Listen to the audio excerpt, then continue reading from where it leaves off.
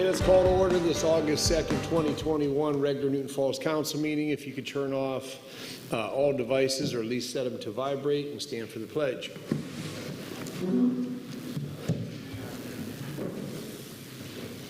Pledge allegiance to the flag of the United States of America and to the republic for which it stands, one nation, under God, indivisible, with liberty and justice for all. Precious Lord, we thank you for the opportunity to represent you, to do Newton Falls as business. Dear God, we pray for your presence here, and we just pray to your direction. We pray this in Jesus' name. Amen.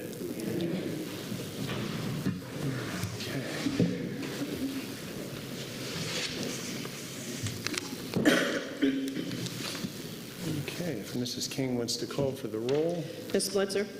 Present. Mr. Zimmerman? Here. Mr. Kropp? Here. Ms. Braymeyer? Mr. Bariak?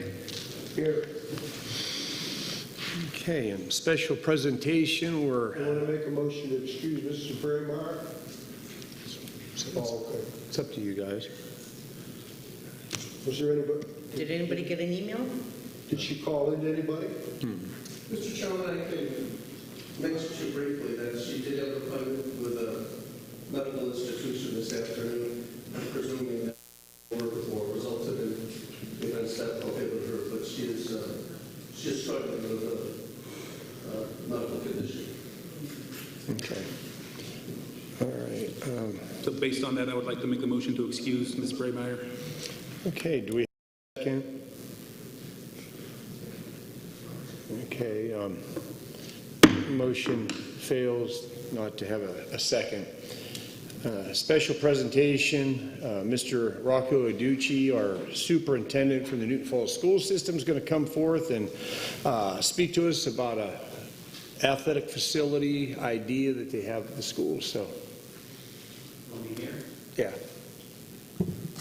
And I hope that prayer goes along with me in some cooperation between council and the Newton Falls City Schools. Okay, I think I'm going to need more than 10 minutes if I run over. May I? Sure. Is that fine, Mayor? Yes. Okay, first of all, I want to go over some of the things that we did per the community at no costs to the residents. We did not use any taxpayer funds as we went through this.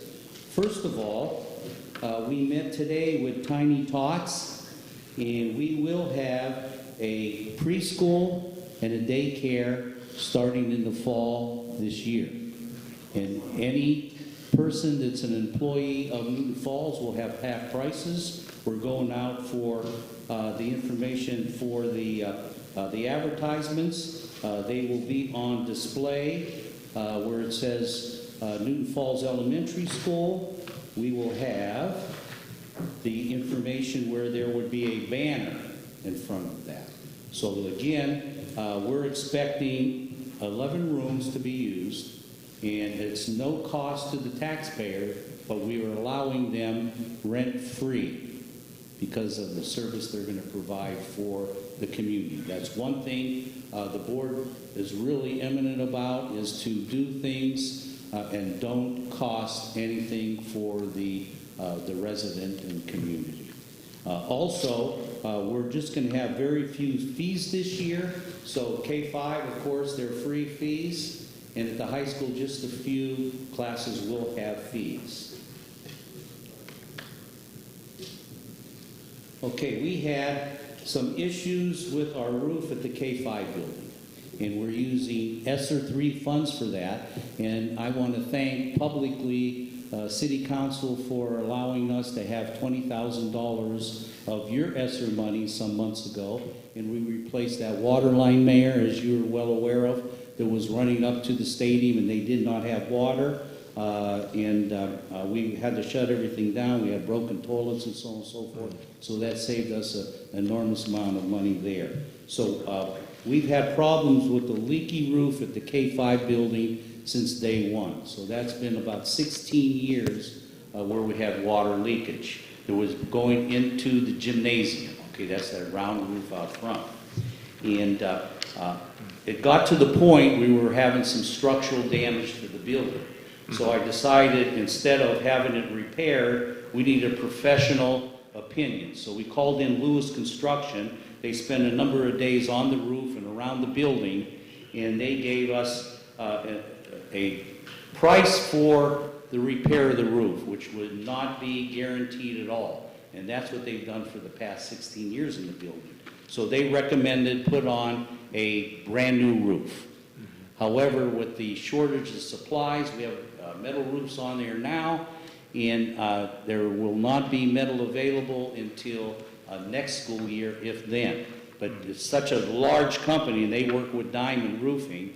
It's such a large company, they had all the supplies we needed for a rubber roof in-house. So that was good. They charged us $122,000 for inside repair, outside repair, dock repair, and take off the roof and put the new rubber roof on. Right now it's completed, but we had some problems. When they peeled the front of the roof off, 20 feet up from the edge of the front of the roof, the wood was not wood anymore, it was dust, just complete dust. So they removed that, and underneath there's probably 3/4 inch insulation. There was black mold on the top of that.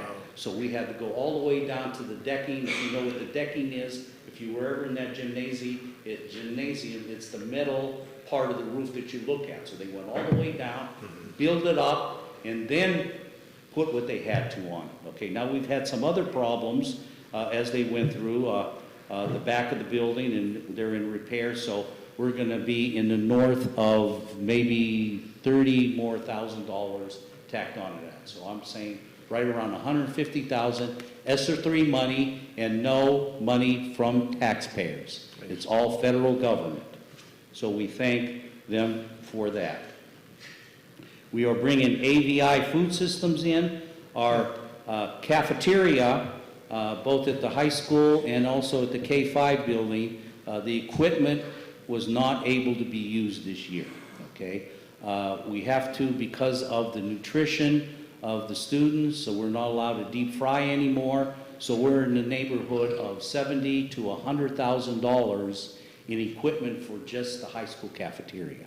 And of course, we want to use ESSER 3 money for that also, but we brought in AVI Food Systems because we're changing our menus. We're going to have a Chipotle bar, we're going to have a salad bar, and other things thrown in there like fresh fruit. They're not going to use canned foods anymore. We're going to use frozen foods or fresh foods. We're going to have a griller, so we'll make our own hamburgers and meats and so on, and it can be grilled. So we have those people coming in, and they will be giving us professional development for our cafeteria people also. Okay, now let's go on to our track. Our track is a number of years old. We had some people that gave us donations over the years. I think we have $25,000 to $30,000 worth of donations. Everybody always is knocking on my door and saying, when are we going to fix that track? When are we going to fix that track? But to be honest with you, at this point, if we didn't do something to fix the track, we wouldn't be able to have a track team next year in our facility. It would have been all away meets, and that would have cost us some financial difficulties also, because of course we make money there. So every 10 years or so, that track should have been resurfaced, and it was not. You know, and I'm going to go back to the roof. Okay, we're trying to do right now is preventative maintenance instead of waiting until we yank that Band-Aid off and we need stitches. Okay, so here we are trying to do some things for the community and not charge the community. Okay, so what we did here is this track has to be repaired prior to track season. So that is going to, you know, we see the commercial, either pay now or pay later. We're paying later on this, people, okay? Track in the past probably only had to do one time over that period of time. Would have been about $20,000. Now we're looking at $6,783 for Vasco. Some of that is being paid from the donations we had, and thank those people that did donate. And half of that, of course, is on us as a board.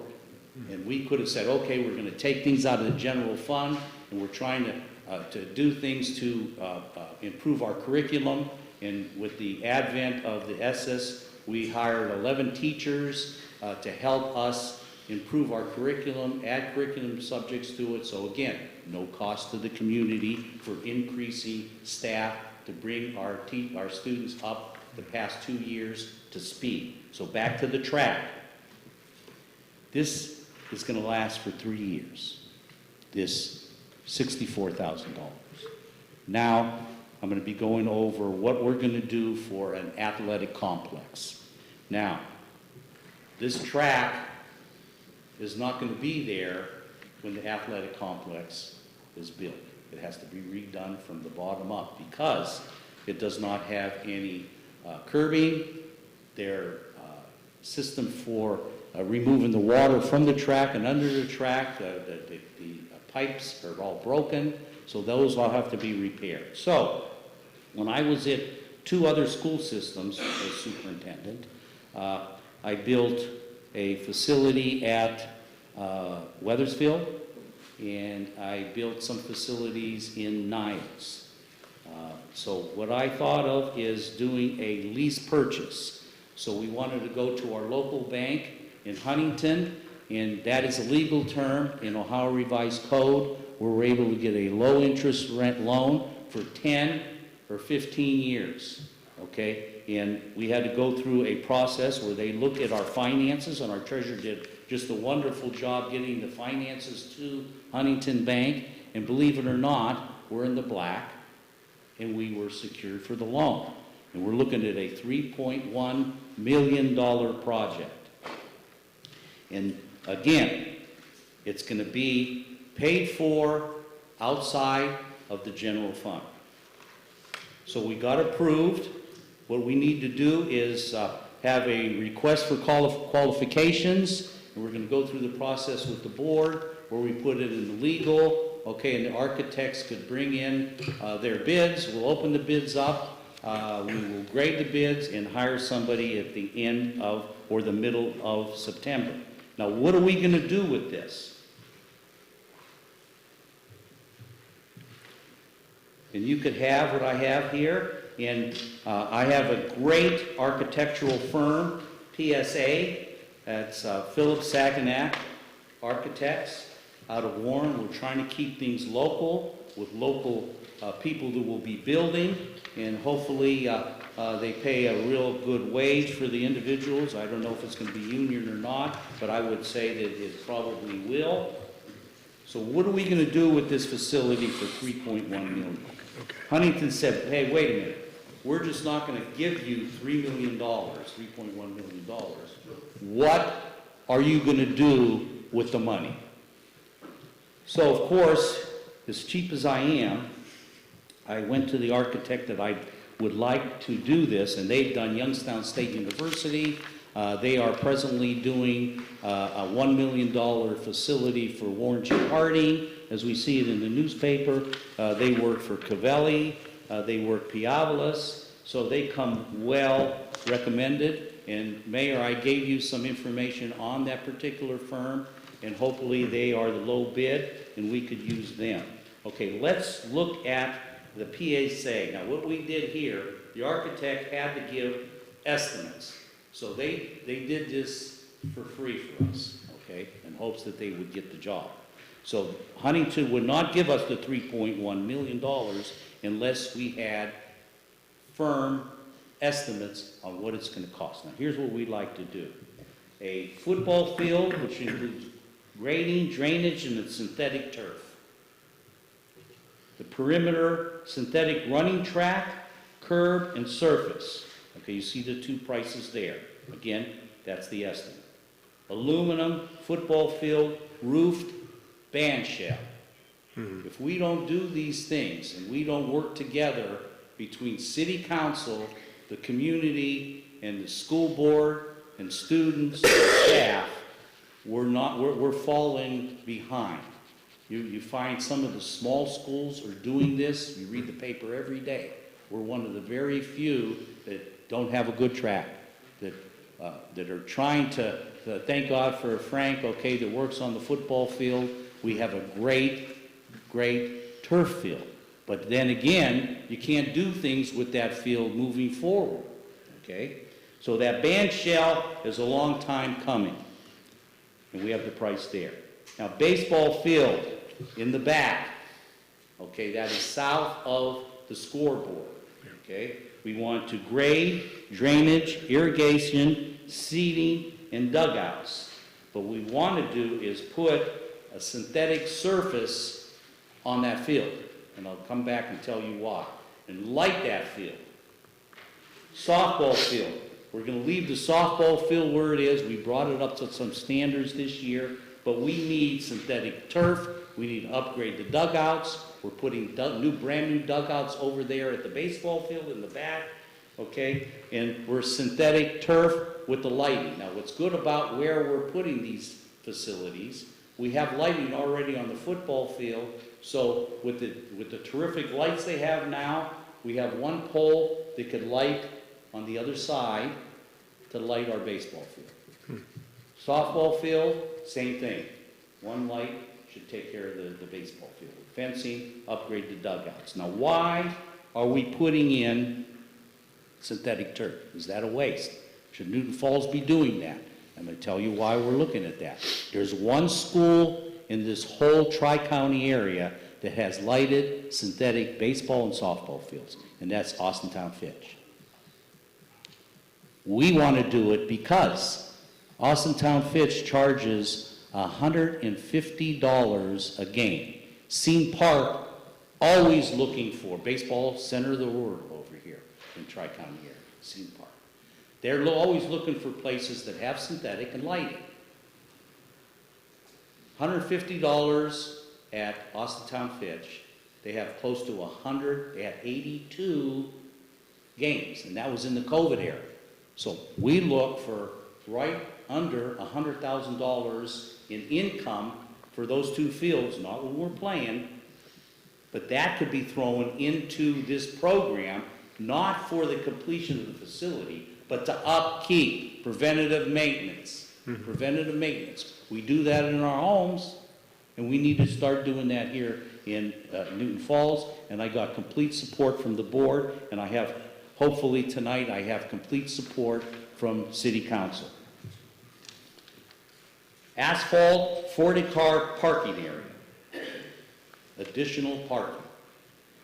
Here's what the football fans are going to love, and I know that we probably spent some time at Mollenkoff Stadium, a football video scoreboard that this architect put in over there, and I've been there. I worked for Warren City for a couple of years, okay? I mean, just the graphics that could be thrown up there, okay? We have senior night for football, we have senior night for band, and you see the kids up there actually talking and reading off of a prompt, and we're hoping this guy back here will help us, okay? And it's just a wonderful situation. They show past games and so on, and music, and it's throughout the whole stadium.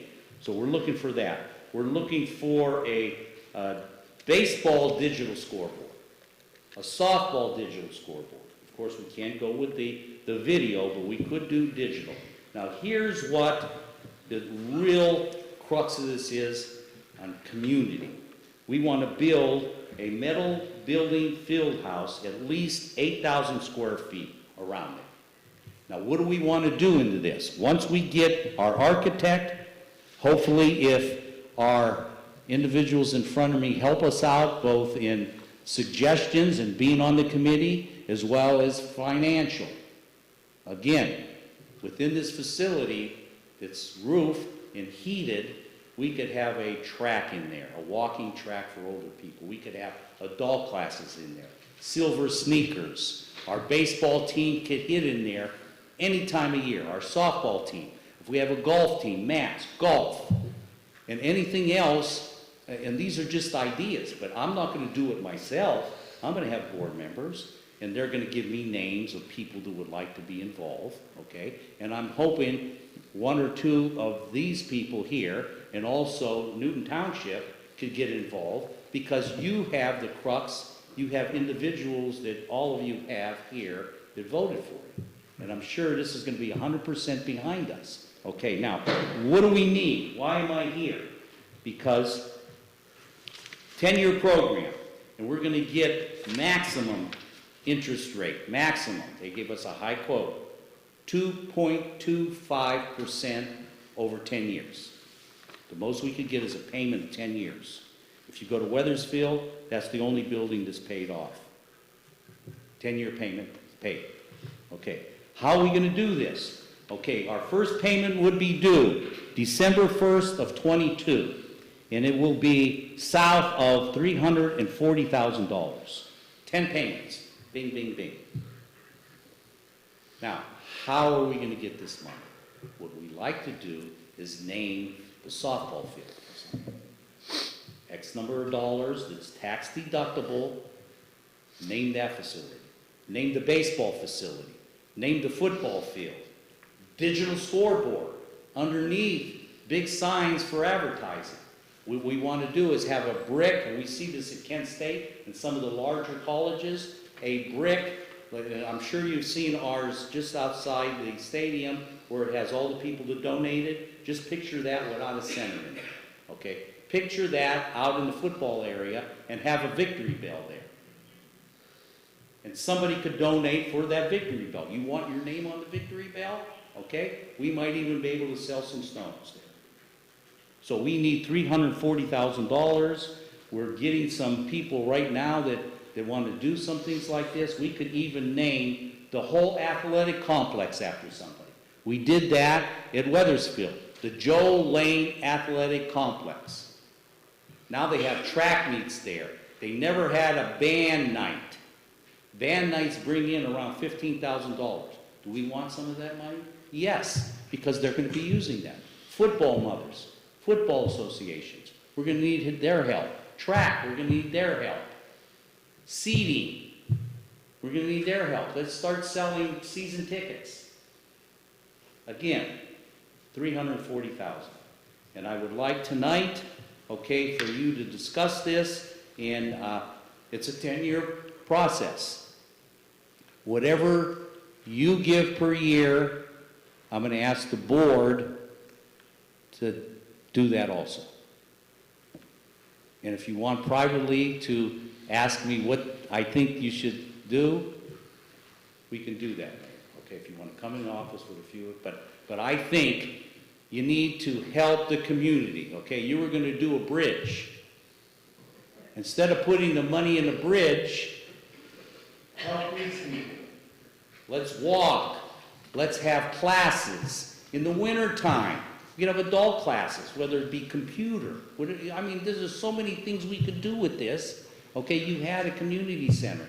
This is better than a community center. We're doing our front building, and the board is finding money to do this. Whether it's ESSER money, yes, we got $3.1 million, and I know Dave called me the $1 million man at one time, and that's okay. I'll take it, because we want to do things for our school district, for our kids. Let's not be in the front page negative anymore. Let's start being positive here, okay? And I'm not scolding here, but I'm here to help and work together to make our city great.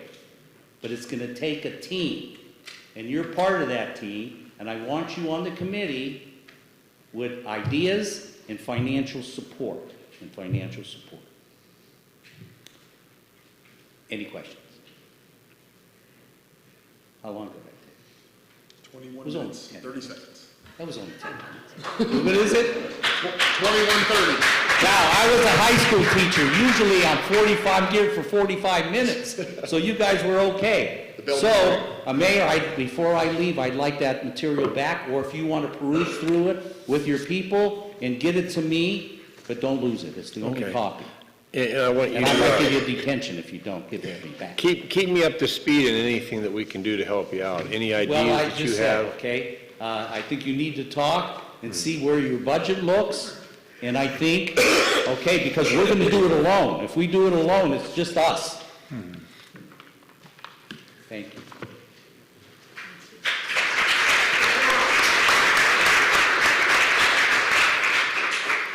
Okay. Public public comments. They're limited to agenda items only, name, address, 3 minutes unless previously requested, and we have 3 individuals that'll go first for that. And the first is Miss Julie Lemon. Mr. Rocco, if you guys want to, slide out now or whatever you want to do, or I'm not pushing you out, but if you want to. Okay, Santa Claus is going to tell me if you talk about it. Okay. I'm sure there's enough cameras around here that you figured that out. Thank you so much. Thank you, I appreciate it.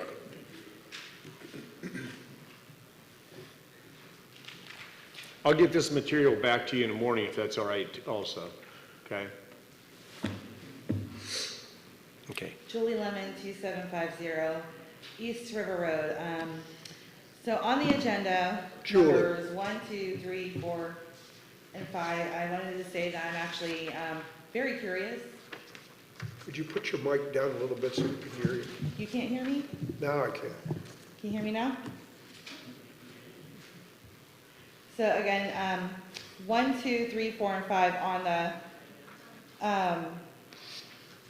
agenda. I'm actually curious as to what amendment, like how it's being proposed to be amended. And I know I had asked Mr. Kropp about number 3, and he talked to me about that. And then I'm completely for number 7. $29 seems like a lot of money to opt out of something you just don't want. And then number 8, which is resolution 26-2021, I wanted to speak up for Anna. I don't know what the situation is, but what I do know is that there is a part in the charter that says the city manager gets the say. But, and I could be reading this wrong, but it seems like this has been going on for several months that we've been without our finance director. And what I know by what's been presented at the council meetings is that our finances are not in great shape. And what I would like to say for Ms. Munson is, I've never worked for her. I don't know what type of supervisor she is. But the facts are that since she's been with us, she has brought in award-winning finances to this municipality. That speaks volumes for her skills and abilities. And we need to put her back to work. Now, I've seen on Facebook, I've heard, the tit for tat. And I've seen, and nothing against these ladies, but I've seen them come to the meetings, but not one of them said, hey. They'll speak out on Facebook, but they won't come down here and speak with any hard evidence. It's not fair to Ms. Munson to keep her out of her position. We need her to be back in handling our finances. It's nothing against Mrs. Wolford, but Anna has already proved herself to do what's right by this community for the job that she was hired for. Thank you. Okay, Mr. John Richards requested additional time.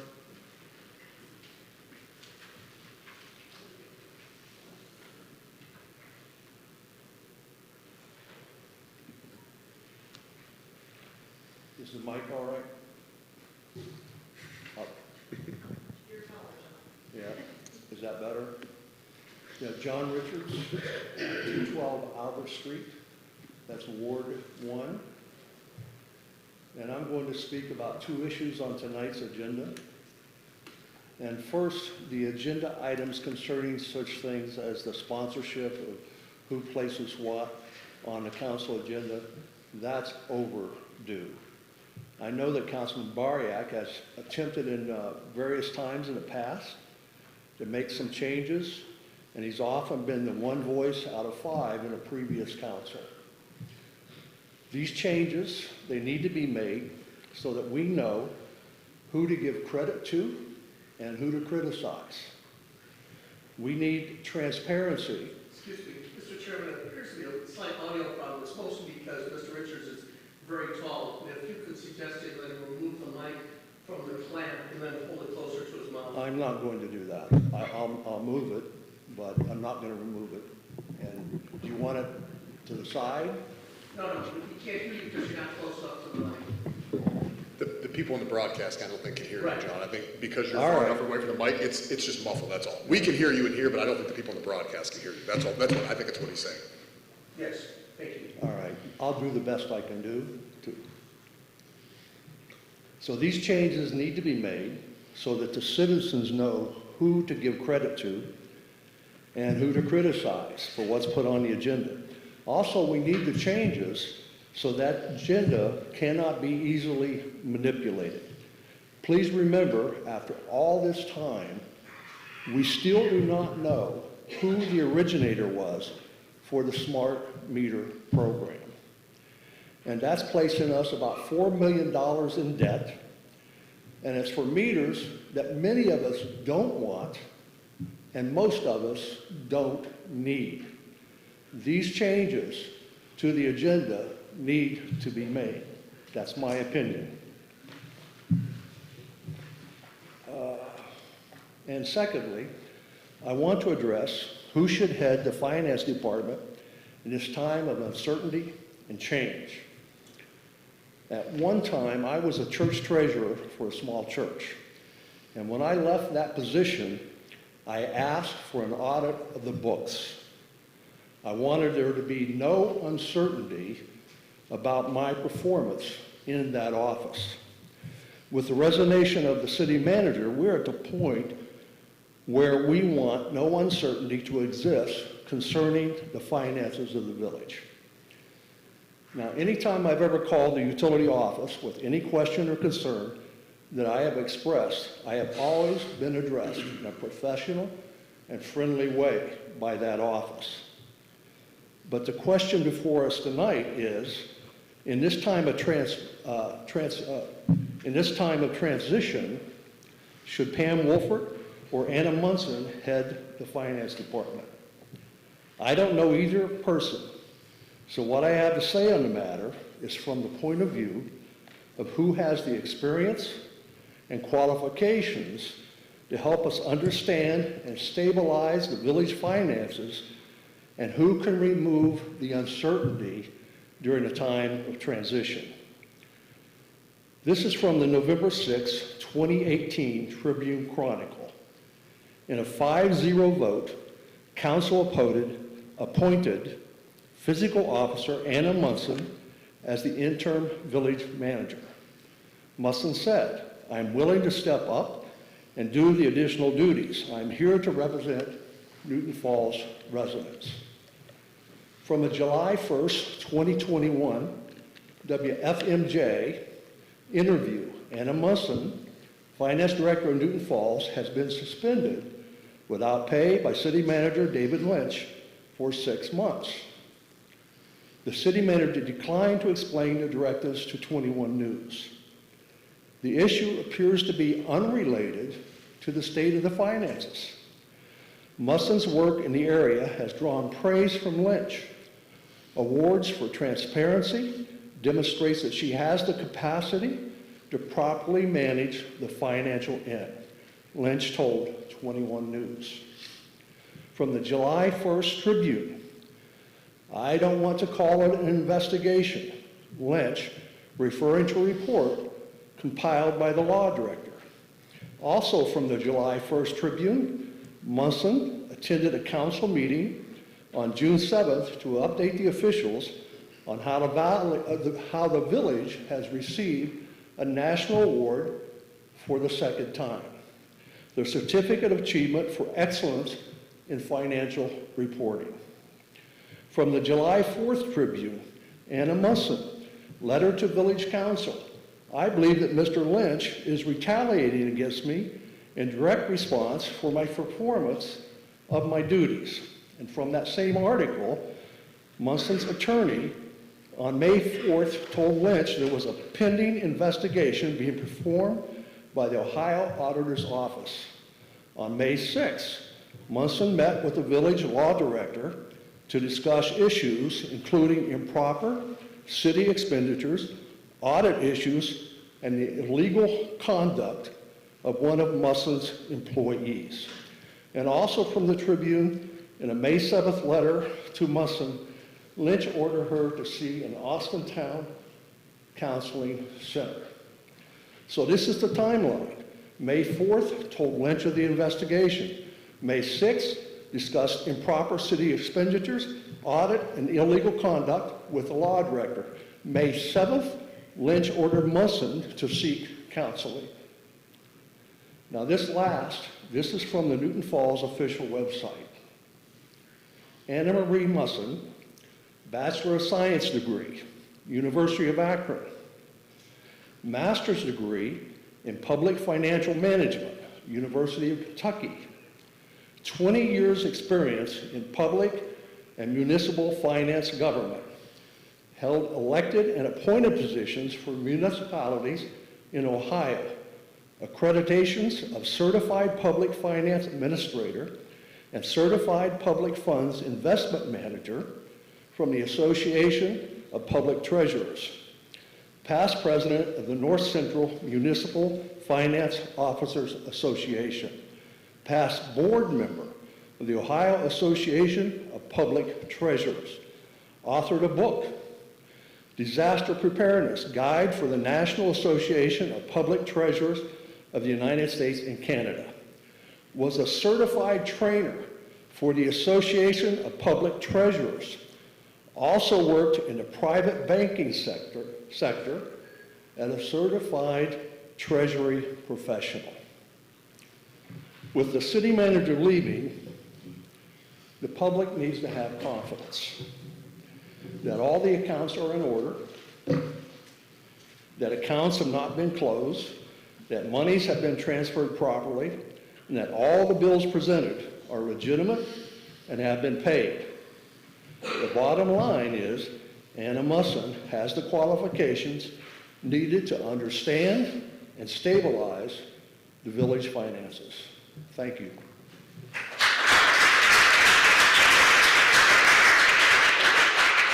Okay, the last individual to call for extended time is Mr. Richard Curlin.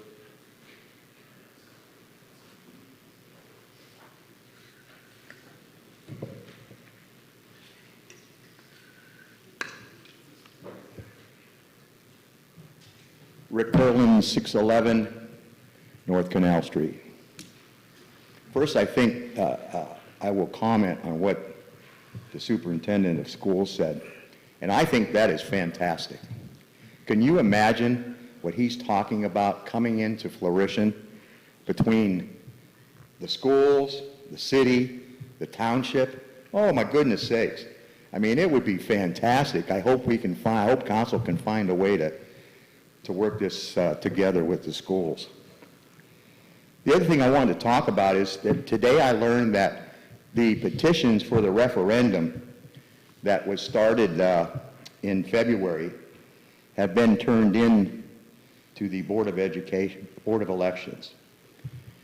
I found that very interesting because when I talked to the director, she said, so was a letter or letters addressing the board as to what they believe to be administrative rather than legislative, which would void the ability to have a referendum. My question is, one of the statements was made by Mr. Fritz, and Mr. Fritz took the liberty, after he stated his case, that he is doing this on behalf of the city of Newton Falls. So I can only imagine that the five of you approved this, because it's stated in his letter, the city of Newton Falls would not agree to having this, and this is an administrative rather than a legislative. Point of order, where is this on the agenda, sir? It's on the agenda because you have to approve the minutes, and it's in the minutes. But it's not an agenda item. Yes, it is. Yes, what Yes, we're it is. discussing is not an agenda item. Continue, Mr. Curlin. Thank you. Now, as I continue to read the letters, April April 1st is when we really started to get active with getting the Board of Elections to approve the signatures, which they did. And from April 1st to May, to June, to July, to August, somehow we learned enough in 4 months to go ahead and make these signatures suffice. And I can understand why, because going back to what our own law director states, and that is in the case that he brought up with the Supreme Court, it was very interesting because in that case, it also says that the clerk and auditors have no responsibility determining what is legislative or what is administrative. That's what the Supreme Court reads. And that is the case that Mr. Fritsch quotes. So with that, I can't understand why we would hold on to that when we had an opinion from our law director, and in that case that O'Brien, I believe it was, in that case that he quoted, it states that they have no right to do it. So for 4 months, we had no right to do it. My point is this: in 2 days, we have to have it done, or it won't go on the ballot. Now, how can possibly, unless you folks approved it, how can our law director, which according to his contract that he has with the city, reads the attorney shall attend all regular meetings, the attorney shall attend special meetings, prepare and review ordinances and resolution and other documents necessary to the civil government, city government, provide legal advice to officials or city upon request, be reasonably available by phone or conversation with the city manager to supervise all litigations and cooperate and assist in the defense of all litigation with the attorneys. Attend all hearings of appeal. To be available to consult with the city manager at all times. It doesn't say that he can take it upon himself, represent the city, and that's what he has done to the Board of Elections, and say it's administrative rather than legislative. The case in which he's talking about, again, he quoted as Oberbein, and in that case in 2005, not only did it say that the decision of administrative or legislative is decided by the judicial branch, not by us, but by judicial. It says that in Supreme Court decision. Now, why aren't we following that? Why didn't council know about this months ago? All of a sudden, we've decided to approve this, and it's like a beacon of light came down. Could it be because we have 2 more days to go? Now, luckily, they're going to have a meeting on August the 12th. I would ask that the city council does everything they can legally to make assured that the people of Newton Falls have a right to vote with selling of their electric. We don't even know if a contract's been signed. When Mr. Lynch stood up there and said, this is a brand new act that is fantastic. It is the act to save people money. It had a name to it. I can't recall it right now. But it had a name to it, and it was going to be fantastic. It wasn't another act that we had. This was an act that we just had. It was not administrative. It was legislative. We did not belly off something else. We did not have an emergency, and by the way, the case that we're referring to before in Oberlin, that was referred to by our law director, also was an emergency situation. So during all this confusion, We now have the Board of Elections wondering, well, who do we believe? Do we believe the law director and perhaps the city clerk, who also addressed that, which she obviously, according to the Supreme Court, doesn't have that right? Or do we believe the people who voted and did everything the right way according to the referendum? We heard nothing in April, nothing in May, nothing in June, nothing in July that this was going to be a problem. Nothing. And now we do in 2 days. That's wrong. The people of this community deserve the right to vote. If you want to sell the electric, vote for the electric. If you don't vote for it. But you have the right to vote. I don't have the answers as to what we can do, but I am sure with the intellect we have, we can find the answers. And we need to find the answers. Thank you.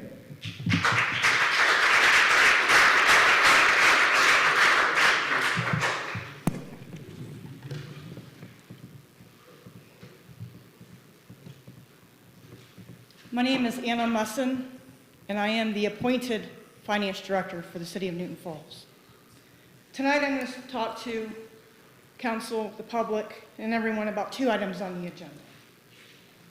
The first one, and we're also having a public hearing about, is the 2022 alternate tax budget. On July the 19th council meeting, I did provide council 15 copies. In tonight's packet, the tax budget was changed, but for the record, it is all of my numbers that I presented on July the 19th, except for Schedule 2. Schedule 2, there is a really significant error that I need to point out.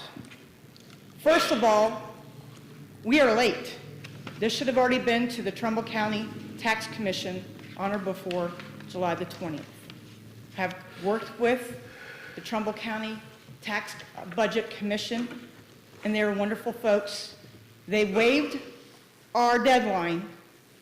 Thank God they did, because we do not want to lose our undivided local government funds. They gave us they gave us an extension to August 1st, which was yesterday. I explained to them on Friday when we're not going to make that deadline. So folks, they just told, please, Newton Falls, get this passed immediately. So I want everyone to know that this is a very serious piece of legislation. It does need to be passed. Now, I need to talk to you about Schedule 2. If you look at Schedule 2 under the COVID-19 Federal CARES Act, that is our Fund 231. That's for the old original grant money we received. So the new administration put the new COVID grant money in the old grant. That's called commingling of public federal grant money. That is not proper. And on May the 18th, there was public announcements of training on the new COVID money. I attend that training. I asked the moderator questions, and they're written, and I have it all documented. It is required. The new federal COVID money, the city is required to pass a resolution to create a new fund. I recommend that fund to be Fund number 233. I'm doing this to protect the taxpayers of the citizens of Newton Falls. We don't need any more financial findings and audit issues. So I am asking you guys to pass this with an amendment, because you cannot commingle definitely federal grant money. Because federal grant money, if this village receives more than $500,000, you're going to go under what's called a single federal audit. That is a more in-depth, intense audit than ever before. This community, since I've been here, we have never had that threshold. Because of new COVID money, we're right at that bubble. We may or may not have to go through a single audit. But you can contact the Trumbull County Auditor. You can contact the State Auditor's Office. The training was on May 18th that I attended. It is the Ohio Office of Budget and Management, Ohio Grants Partnership. I've been on the phone with them on a regular basis. I've gone through a lot of training since April and all this stuff, May. I've been going to Columbus. I've been going through a lot of training and getting everything taken care of. The second portion that I need to talk to you about tonight is number 8. I love the Newton Falls with all my heart and soul. In 2014, this community was not even deemed to be audited. Didn't even have a bank reconciliation in 2 months. The finances were a mess. I can create something out of nothing. I've done it before and I have the experience. But unfortunately, on Friday, I received an email on July the 30th at 9:15, and something critical happened. Very devastating to our finances. So now we have a delinquency that needs to be taken care of. We have major audit issues. I cannot go in depth into it publicly, but I will provide the information in executive session if council chooses to do so. I have already formed the audit committee, but it's a very situation that occurred on Friday morning, something that should have never occurred in the first place. I also want to report that on May 5th, before all this situation occurred, I sent an email to our law director, our city manager, and our city clerk. I did inform him of the training that I had before I left, that the Ohio Grants Partnership, the OMB, did require a special revenue fund to be created. And that was back May, June, July. Never hit the agenda. Folks, I'm upfront and honest, and I tell you exactly what needs to occur. I follow the state auditor's handbook to the T. It's our Bible, and I can tell you that I have witnessed that we don't follow it. I've been at home creating policies and procedures and talking to the auditors. My feet are ready to hit the floor and get going, so we are in compliance. I don't want any findings. I don't want any embarrassment. We want a perfect financial situation. And I just hope I have your blessing and support. Thank you.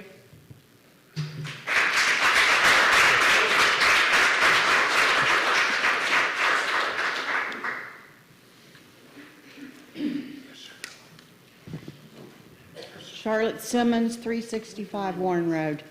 I'm here tonight because I was asked to read this for a citizen. Her name is Jamie Klein, 312 Ridge Road. I'm writing about Resolution 26-2021. Please do not vote for this. This is a slap in the face to Ms. Munson, who needs to be brought back to work. I am not going to say anything bad about Pam, as I do not know her, but I feel we already have a highly qualified finance director in Mrs. Munson, who has everything in contact in place. She has done a great deal in our finance office since she has been here. Please consider bringing Anna back to work. I do not believe the rumors of abuse in the workplace. I believe Miss Munson is all about business, and that is the way an office should be ran. Thank you for taking your time to listen. Jamie Klein.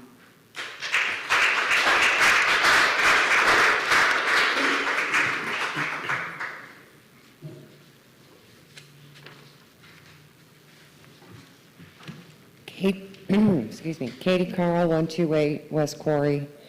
I was going to ask you a few questions about the ordinances that are on the agenda, but I have to stop myself and ask you, Mr. Mayor,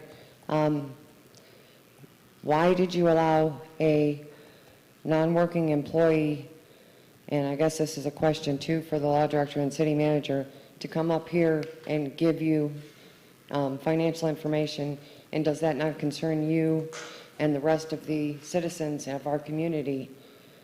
Why does this person have suspended financial information? Does this not concern all of City Council and all of our citizens? It concerns me greatly that a person that's not working, why would they have financial information? And why would that be accepted and acceptable to any of us, all of us? And it's very concerning. And whatever is happening disciplinary-wise to, you know, if that were to happen to any of us, okay, if it were to happen to you or anybody, why would you want any of that information out for everybody or anybody to know. That's between the boss and employee, not for everybody to know. That happens in the back room. So it's not for us normal, regular Joe citizen to know what form or what reason for that discipline. It's for the boss and that, or for you guys, all of mayor and council to know. It's not for the regular Joe public to know. So we don't know what reasons and facts, and just in case there's lawsuits, so that there's no liability for the city. Anyways, current and or former, ordinance 2111. Current and or former elected appointed legal officials hired for a period of at least 2 years. Does that, if you pass this tonight, is that for now, and is that retro also? Would be a question I would like to know. And does that apply for anything more? 2112, an ordinance to amend administrative code to include the current and or former elected appointed legislative officials. They're not permitted to do business with the village for at least 2 calendar years. Is that, it says current and or former, so nobody can do business. Is this directed anyone specific? And city council, so they can't have any business whatsoever to do with the city? So that negates any kind of contracts that have been there for years? What if there's God forbid, if there's an emergency of some kind?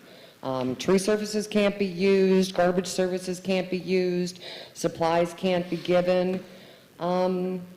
That's not a real good move, I wouldn't think.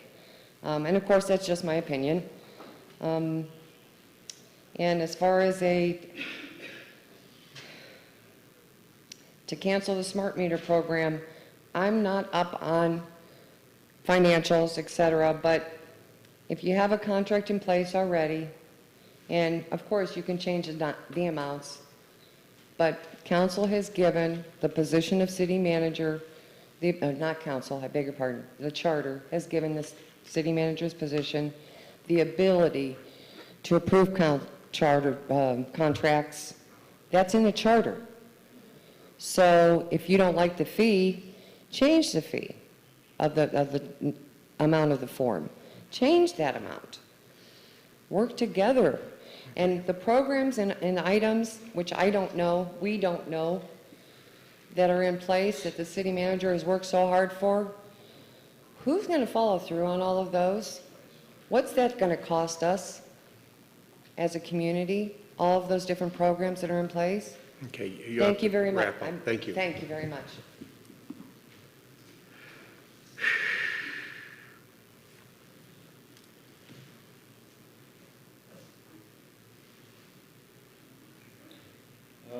William George, Electric Superintendent for Newton Falls, live in North Jackson. I'm just here to speak on Resolution 25 for the smart meters. I would urge you guys not to pass this. I know I'm going to have a lot of haters on me, but if you change this rate, you're going to have everybody opting out of this.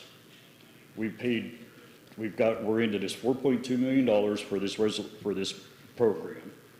We have thousands and thousands of dollars in meters and everything sitting in our buildings now. This program is ready to move out. I think that if you lower this fee, it's going to hurt us more than it's helping us. I mean, we've already spent this money. So if you change this and drop this way down, everybody's going to opt out. Now we're stuck with all this equipment. It's just going to go to waste. I know, everybody's against this for their own reasons. I was against it at first, but I think it's a good thing for everybody so you can, everybody be able to see what their uses are. We're not using it to spy on anybody. We've heard them stories, it's not true about the cancer. You hear them stories. I hope you have it in your heart to look at this first before you just make a rational decision. Because I think it's just going to be detrimental to us because now we're going to spend all that money for no reason. And there's a lot of spending going on in town that's, it's for no reason. So I just think, you know, you as a legislative body, I, in my thoughts, think that there's a line there between that and administrative. You know, and I'm not here to stick up for anybody, but I think that is on the administrative side. That's all I have to say. Thanks.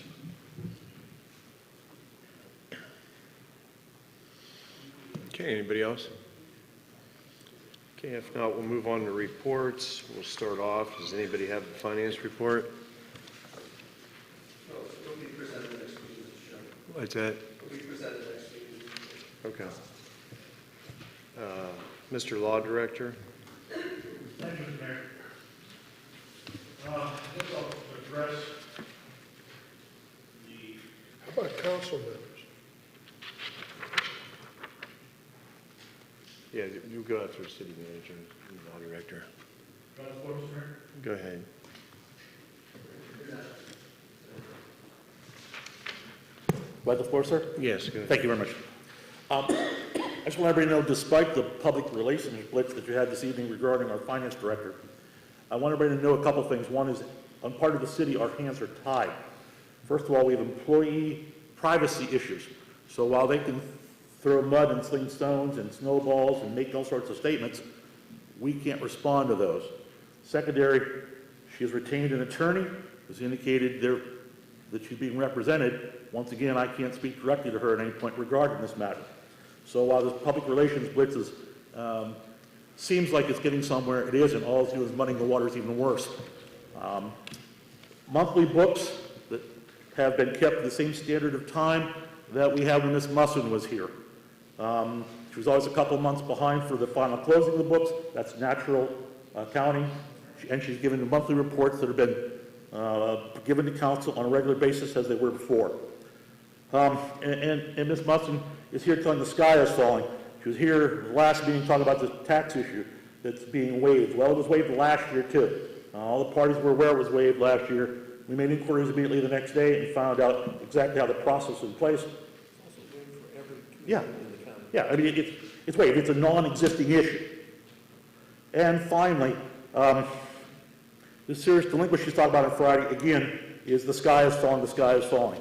I had communication with the parties involved. We don't know what happened, but the city didn't make a mistake, and we don't have a severe delinquency. So you can talk about the sky falling. You can talk about the finances were good 3 or 4 months ago. I'm not arguing with any of that, but we cannot respond in detail and in full. We are stopped by employee privacy issues and the fact that she has an attorney. With regard to the last meeting here, Ms. Bletzer asked about the 2 ordinances that Mr. Curling talked about tonight. I'd like to address the first one is the bond obligation under Ordinance 20/2019 is the referendum, and the actual ordinance that was responded to is 2020-09. I filed a full legal opinion that council received on April 30th of this year regarding both these issues. So the fact they say at the 11th minute we're doing is not true. But again, Mr. Curling laid out some things that are indeed true. The Supreme Court did come in and say that there are certain reasons why you can't referendum. And it's not designed to remove the right of people to vote. It's designed to make sure that it's done legally and properly, and you're not creating liability by the electorate. For example, the bond issue is probably the easiest one to explain. The Supreme Court said directly in our last case, there are 2 relevant exceptions to the right of referendum. First, emergency ordinance. This one was not an emergency ordinance. Second, when a municipal legislative authority is required to pass more than one ordinance to make and pay for any public improvement, only the first ordinance is subject to approval.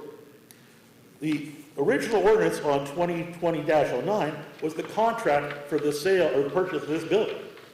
So once they signed that contract, we are on the hook for the purchase price of that building. And we are required to do everything necessary to facilitate and take care of the transfer of that money for that building. If they did not want to wish to purchase this building, the electorate could have voted at that time within 30 days to rescind the contract before liabilities ensue. But after that, they wait until the second ordinance comes out because the bonds are there. A bond is the methodology used to pay for the building that the contract had in place. It's an administrative decision. When you decide to buy the building, we're going to spend I believe it was $250,000 in the original contract, but north of $200,000, we're going to spend this money on this building. At that point, it's the administration's job to decide whether it comes all from the general fund, from the enterprise funds, from the Treasury Investment Board, from getting bonds where we're actually making money in the process because we are incurring bonds, keeping our money, making a greater rate of return than the cost of the loans. So what we've done is we've saved it, we would have saved the city money, but now we're 6 or 7 months into this, and we're still having people saying, I want the right to vote to stop the bonds, when we have a contract that says we have to pay for the church. And the money we paid for the church came out of Treasury Investment Board, and that's a loan from Treasury Investment Board. So I'm not saying that citizens don't have the right to vote. There are circumstances where certainly they do, but there are circumstances they don't. There was a prior contract for the sale of this building. We had an obligation to take care of that contract, and decisions on how to pay that are clearly administrative act. We go to the second one, is the Electric Rate Reduction Act. Also, I sent an opinion to the Board of Election, and copies were sent to council on or about April 30th this year. The original contract is 2010-20-39. It was part of the budget. There were sections in our budget last year that was passed, including how we raise capital, how we make capital improvements. There was, and in there was the direct authority to the city manager to go out, sell this property, and bring this capital money in. It was given that authority by this council, not necessarily this group of council, but by a city council that says, do this. Now they're saying the city wants to vote for that. Council's already said that. If they wanted to stop this, if the citizens wanted their right to vote, they should have done it on or around 30 days of the 2020-39. So again, they're both administrative. Despite what everyone thinks that I have to do what council says, my job is more than that. About 3 or 4 meetings I read through a long section. I'm not going to belabor it again, but I have more authority than that, and I have more responsibility than that. And part of my responsibility is to make sure that this council and future councils pass regulations and legislation, and that the administration has the ability to carry them out. So that every time we're turning around, someone's not saying, buy your staples here, not there. Make sure that you use double layers of tar on the pavement instead of single layer of tar. These are administrative decisions. Now, the funding of those things are clearly under this council's purview. It's their job. They decide the budget. The budget's been in there. So I've had conversations with the Board of Elections attorneys today. And again, whether you like it or not, I'm going to file explaining again to the Board of Elections why these matters are referendum or non-referendable, that they've been all done before, and the Board of Elections can make a decision. And I will stand by the decision by the Board of Elections. I have nothing further but available for questions, Mr. Mayor. Mr. Boriak, would you like the floor? I'm confused. The referendum, are we talking about the transmission lines? That's the second one I spoke of. Yes, sir. All right, well, I'd like to, you've already, first of all, Mr. Fritz, there's been a very, very poor communication, in my opinion, and we're going to clear that up very shortly. You weren't asked to, were you asked to go down there and give this opinion? No. I would like to ask if it's illegal for you to withdraw that opinion rather than go down there and start into more what you weren't asked to do. Okay, wait a minute, let me say one thing else and then you can take the floor again. Also, I don't know how to do it, but this council to get a second opinion, and if your opinion's wrong again, I'd like to know, because it's been wrong before in the past, and you flip-flopped. Now, so what do you want me to believe, sir? Sir, I've been here 11 years. You claim well, I don't want to hear that. May I finish, sir? I'm asking, what do you want to do? I'm not asking about a job. You're not applying for a job now. I've been here 11 years. I want to know, what do you plan on doing? Would you care to withdraw that, sir? Would that be asking? I cannot do that. Why not? Because I'm obligated to file it. Who obligated you to file it? The charter.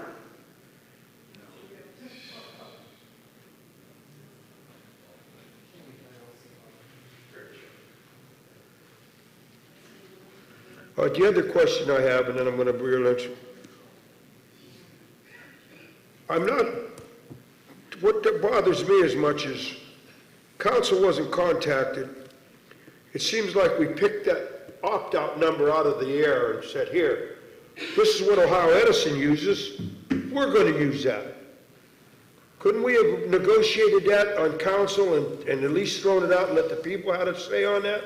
Or was this another project that we weren't made aware of? Again, sir, first of all, I don't know it's necessarily a legal question on the amount, but I will tell you that the ability to contract the amount out was provided in the budget last year. We got the budget on the 16th, sir, a day late, thrown on my porch, and we were hurried up and passed it on emergency. I only work here part-time, sir. There's things that could, and also, there were things, one on the last page, I kept looking through the budget. Oh, it's on the last page, 479, about something about a job for economic development. This is why we want to go in a new direction. Okay, Mr. Boriak, the time's up. I'm going to give the floor to somebody else, and then you can have a second. I would like to address the law director. Ms. Blitzer, you have the floor. If you read the minutes from the very last meeting we had when I was asking Mr. Fritz questions about these referendums, I asked him for proof that they were not that they were administrative. Attorney Fritz said he would put something together before the next council meeting. I've called you 3 times today for that. I still have nothing. Do you have anything to give me? I just explained, madam, that it's administrative because the first one is a previous contract that was filed and accepted by council, and that any additional contract in order to carry that out under the Supreme Court rule would not be referendable. And excuse me, when the previous council was buying this church, we were told that you were going to be paying cash for it. This church was going to be purchased with cash. There was no need for 2020-19 because we were told 2020-09 was what we were going to buy. We were going to buy the church with cash. Now, I want to get into 2021-02. Show me the proof on that one. It's in the budget on page, 2020-39 in the budget. I don't have the page number in front of me. I will get the page number to you.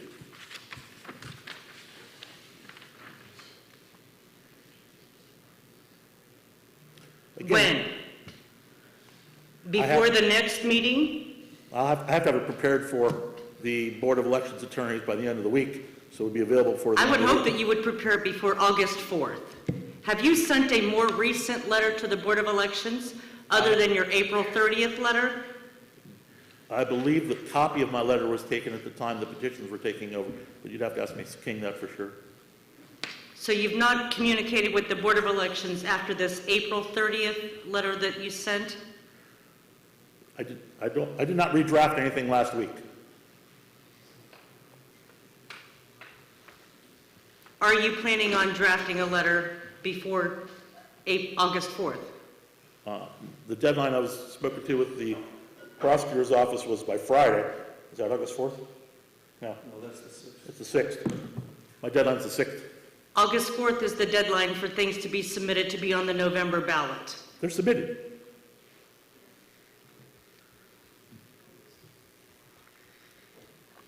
Okay, time's up. Does anybody else have a first address? Mr. Zimmerman, Mr. Kropp. Mr. Zimmerman, did you have an address? No, sir. Second address for Boriak or Spitzer. Mr. Boriak, you have the floor. I'm not going to get into specifics tonight, but I want to go into a pattern of behavior. How long did we fight the recall, and how many thousands of dollars did this village pay? And then the recall finally went on and gave the people the right to vote. Why? It is a pattern of deflect and stall. Deflect and stall. Now, I'm not pointing fingers. I'm not going to say, because I'm not going to enter into the people can see for themselves what has gone on here. And this is what I'm saying. Put the truth out there let the people judge the truth, and so be it. That's what I've wanted since the time I've been on council. And I don't feel this council has been informed, or else it's been diverted and deflected. And we're going to be going into a new city manager. We're going to be looking for a new city manager. Hopefully, this pattern will soon change. That's all. Thank you. Ms. Borak, did you have, or Ms. Borak, Ms. Blitzer, did you have anything before we move on? No, I'm done. Okay. I'll go with the city manager report. Thank you, Mr. Chairman. Just a couple of things which were sort of a little bit of illumination on some of the remarks that the law director made. The right of people to vote, Mr. Chairman, is sacrosanct, and we've heard a lot of speeches here about how important it is that the right to vote be reflected in the work that we do here. One of the elements of the right to vote is to create a constitution for the state of Ohio and to create a charter voted on by all the citizens of the state of Ohio to create our Ohio Constitution and to create our charter. The Ohio Supreme Court has indicated, and there's a great deal of case law which demonstrates that the right to vote on a referendum matter is contained in the Ohio Constitution. And the Supreme Court has identified these limitations that Mr. Fritz is talking about, voting something that's administrative versus something which is legislative in nature, but it's from the Ohio Constitution. And we're bound by that Constitution. And so when someone makes a speech, oh, we've got a right to vote, we've got a right to vote on it. The Ohio Constitution prohibits the citizens from referenduming certain things, and it's by virtue of the fact that we are a home rule city in which this is the body that has the legislative power in our community. And the Ohio Constitution jealously protects this body with reference to its relationship to the administrative end of things, so that we do not have referendums on things that are either emergencies or administrative in nature. I think there's some subcategories of that.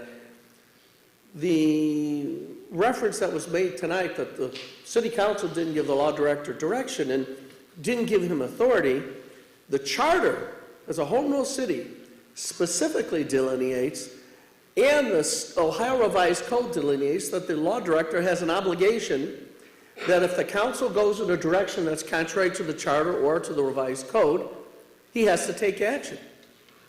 He didn't have any choice. He stands there as a guardian of the state constitution and our charter, and that's why when the question was asked by Mr. Barack, well, what tells you you have to do that? He said it's the charter. And law directors come and go, standing on their obligation to protect the charter and the Constitution. Just one last point, and that is the concept of the opt-out fee just being picked out of the air.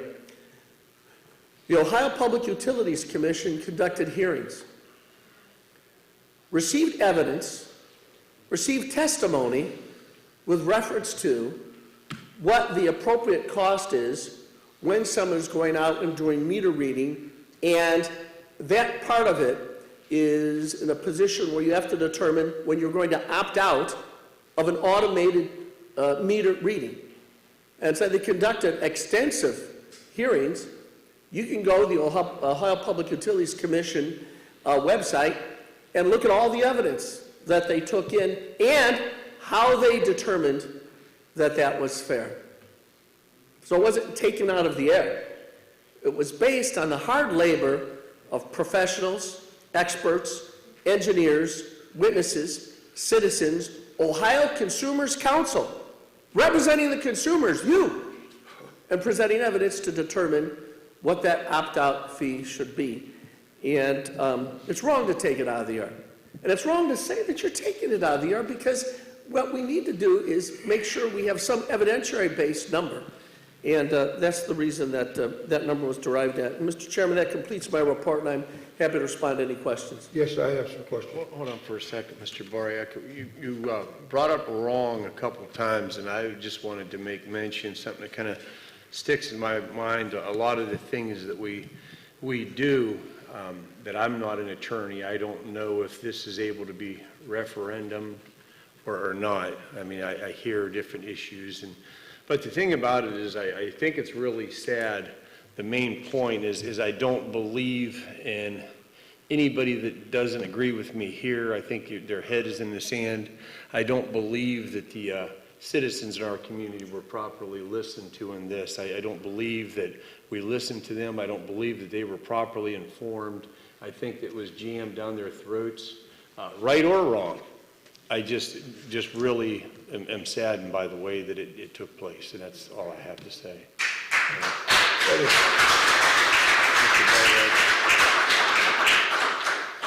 When I picked it out of the air, Mr. Lynch, am I right or wrong that we used Ohio Edison's rate? It was actually the rate Ohio Edison received from the Public Utilities Commission. Okay. Yeah. Okay, thank you. Did we have to go with that rate? No. No. Thank you. We did not. No, well, then why didn't we get the chance to be consulted to set our own rate instead of jamming it down where everybody had to pay a high rate? We might have said, hey, if you want to opt out, $20, $21, $22, 20 cents. We weren't given the opportunity because it was sold without council's input. That's what I meant. Picked it out of the air. I didn't know about it. Is that fair to say, sir? I think it is fair to say, yes. Thank you. Okay, welcome. Did you have anything else, Mr. Boriak? No. All right. Does anybody else have anything that they would like to the manager? Mr. Chairman, if I have the floor. You have, Mr. Kropp. Mr. Lynch, you and I have spoken several times in the last Sure. week or so. I've requested a few different documents. Were you able to prepare any of the things that I requested? Yeah, you and I think, talked today about preparing some kind of a target list as related to the city's financial condition. And I think also we talked Friday about a target list in terms of projects. And I'm in the process of working. As you can tell, it's been kind of a whirlwind the last few days. But I will get that to you before the end of the week, Councilman. It's appropriate to do so. The reason I bring it up is I was under the impression I thought I asked for it before the meeting, but so be it. So if that's the case. Didn't realize it. Thank you. That's all I have, Mr. Chairman. Okay, Mr. Zimmerman or Ms. Spletzer, did you have anything? I think it would be appropriate to schedule an administrative and finance and audit meeting with Mr. Lynch before he departs this week. I'd like to schedule a meeting of that committee. Who's on that committee? I know I am.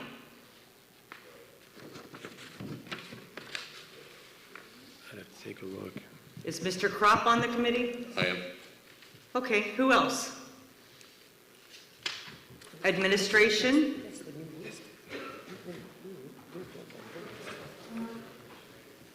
Mr. Chairman, may I be recognized? Yes. Question for the law director. As far as procedurally, what is the procedure for us to request what Mrs. Spletzer is asking for to schedule a committee meeting? Do we need to do that officially in council? What would be the proper procedure to make that happen? Is there just two people, council members on that committee? Yeah. What was the committee?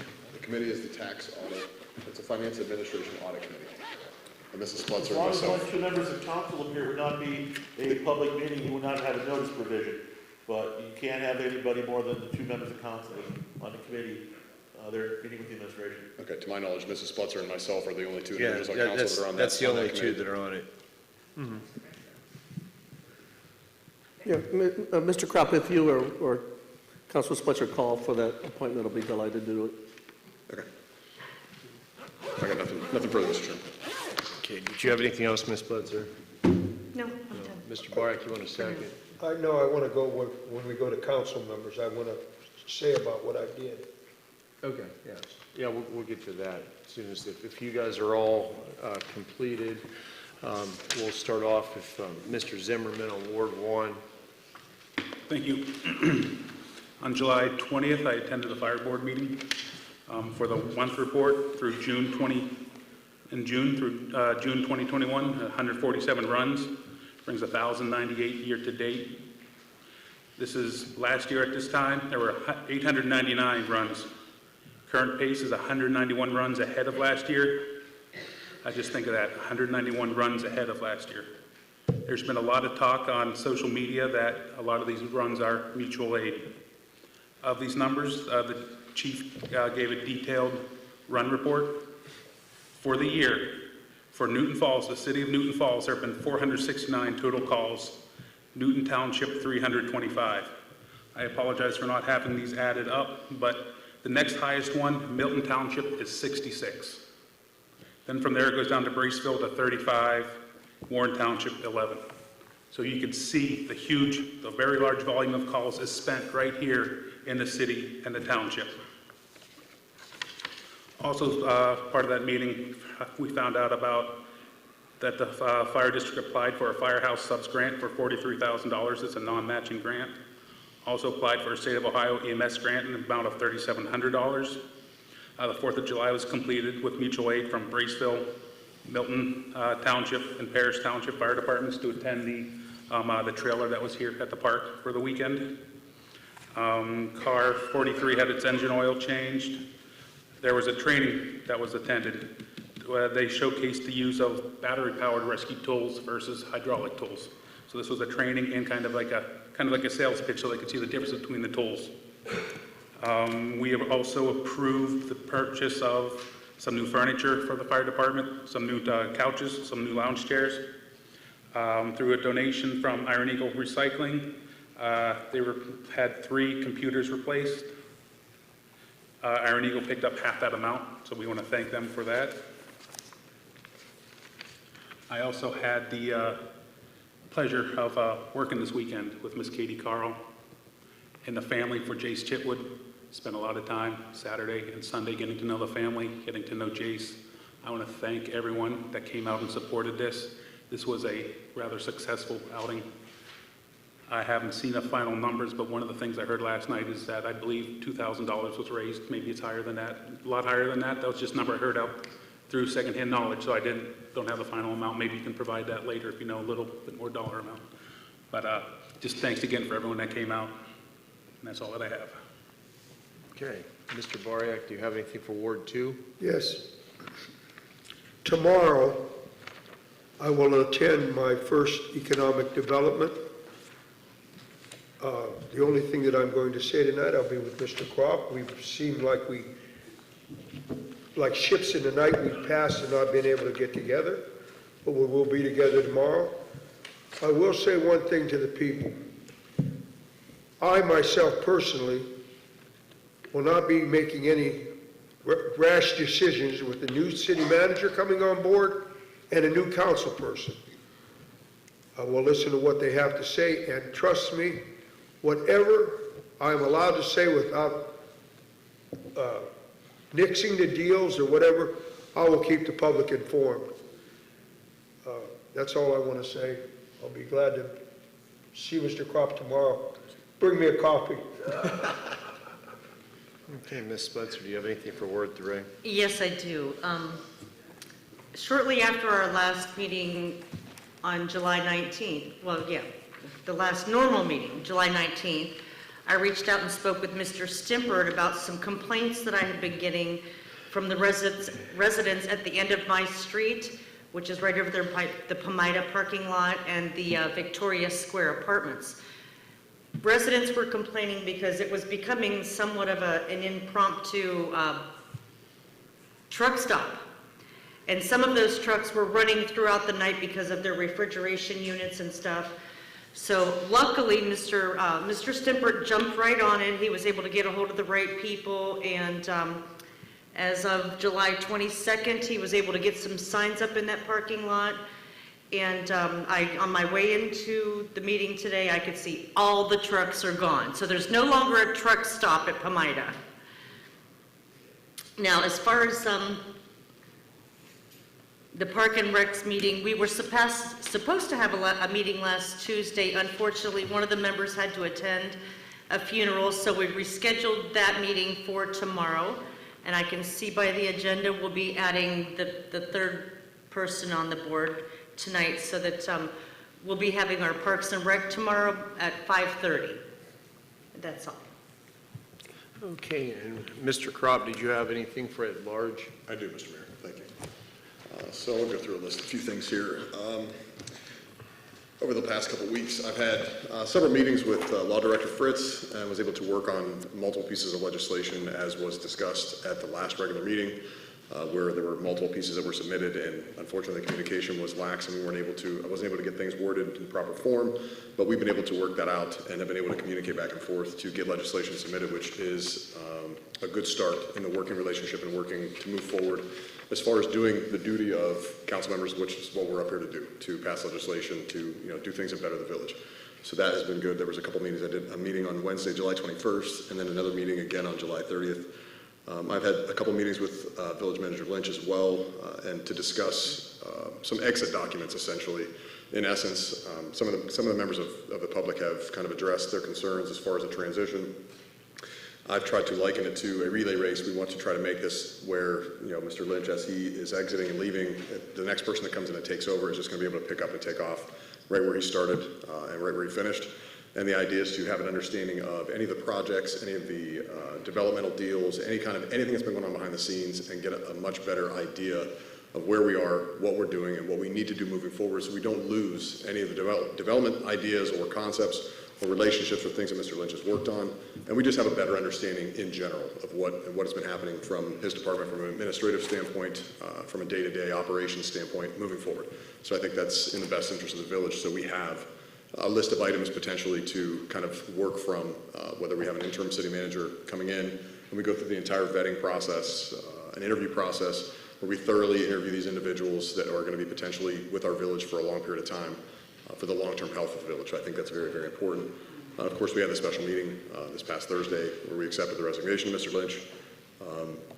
I also had an opportunity to meet via Zoom with Mr. Lynch and now I'm not sure exactly what her title is, but the current acting finance director or the finance administrator, whoever's Ms. Wolford.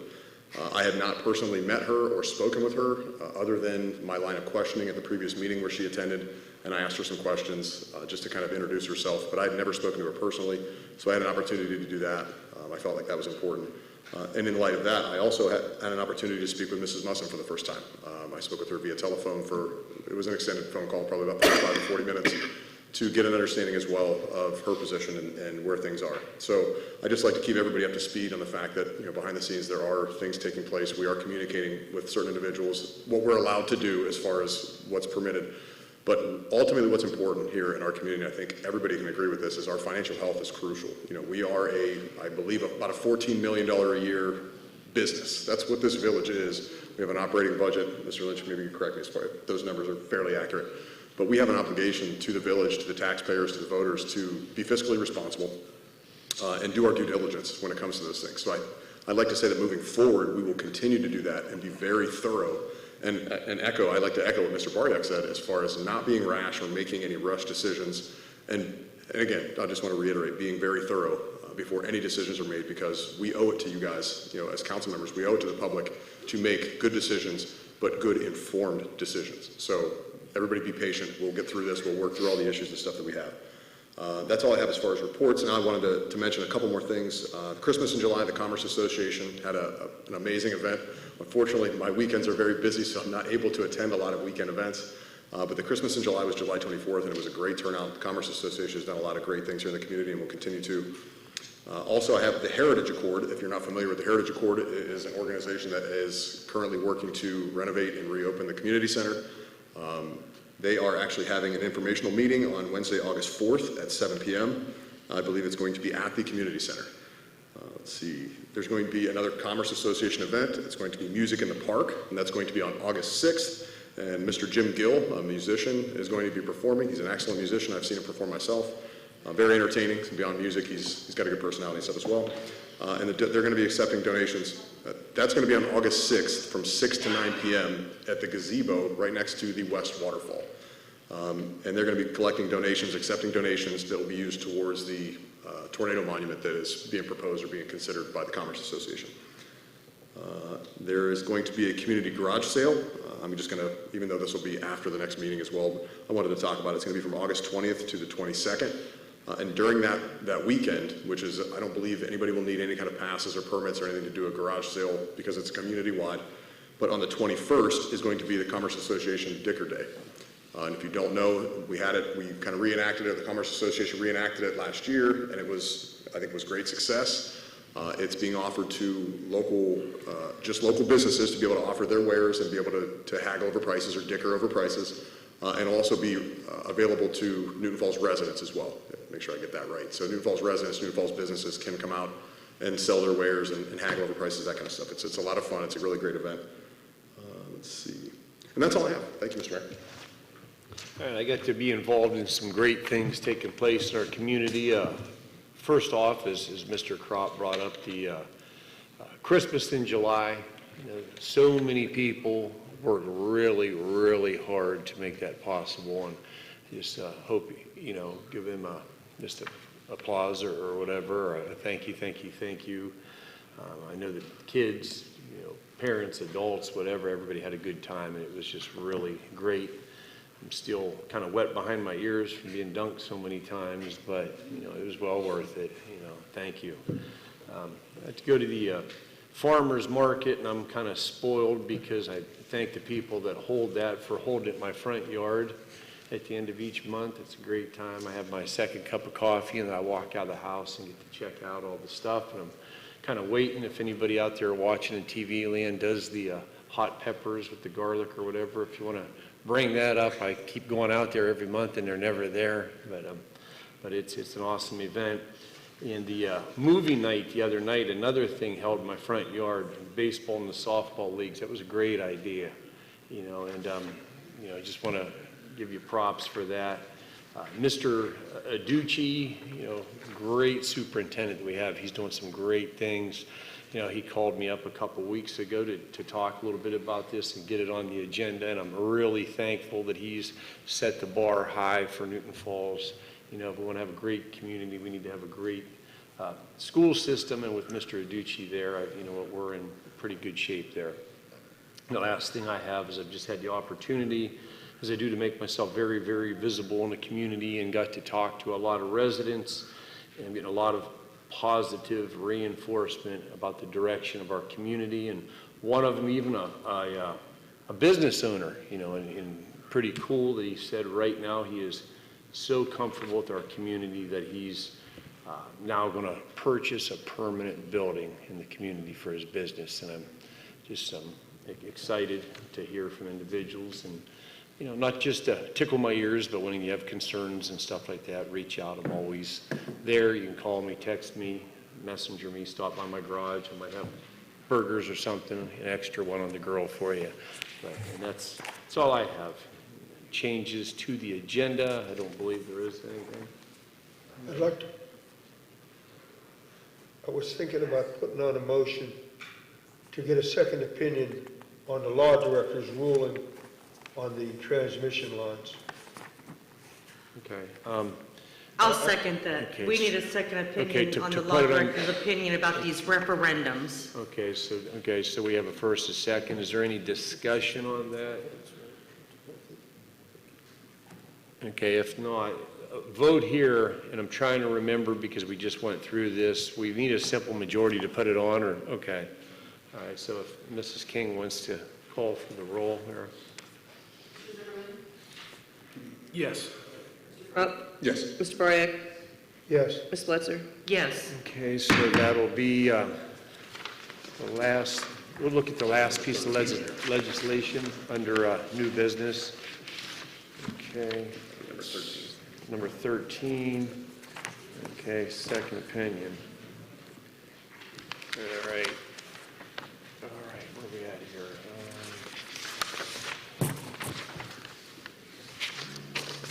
Approval of previous minutes.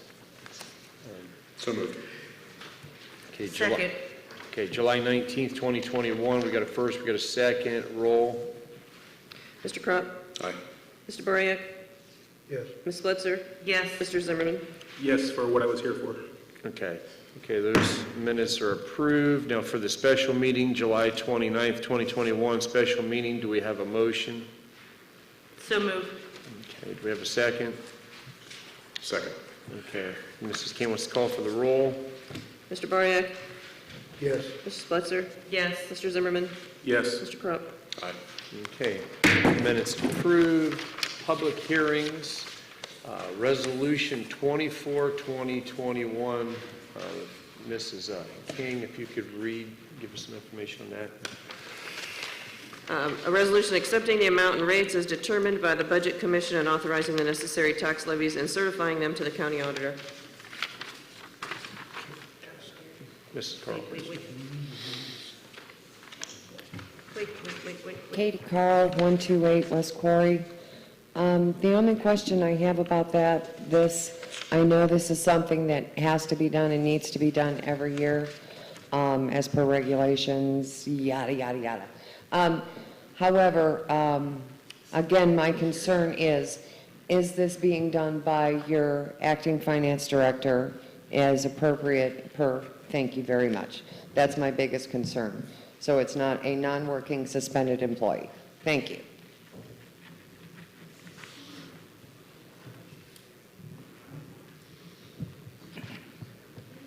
Anna Musson, the appointed finance director for the Village of Newton Falls. The alternative tax budget absolutely does need to be passed, but again, I do recommend council does need to amend it. It has an issue with federal COVID money with an old grant and a new grant in one fund. That's co-mingling of federal grant monies. Again, I sent an email on May 5th to the administration advising council has to pass a separate resolution to create a new fund, Fund 233, and they have not done so. And on the tax budget, and the history facts, is as the finance director, I've always prepared the tax budget on or before May the 20th. It would be in the newspaper, advertised, no problems, and then we would typically pass it on the first meeting in June. We typically would have 2 readings on it, the first and the second reading in June, in my 5-year history. We have never waived it. Yes, we have the option to waive it. I did find out from Christie's Historic about that. However, facts are facts. If I didn't speak up in July the 19th, you folks should have already had this done. I had to come and speak up because we were at risk. This community was at risk of losing its unlocal government funds. And I'm all about the taxpayers in Newton Falls. I don't want this community to lose 1 penny. And that's what I'm here about, and that's what my passion's about, that's what my education's about. And I love this community, and I will do anything for Newton Falls. Thank you.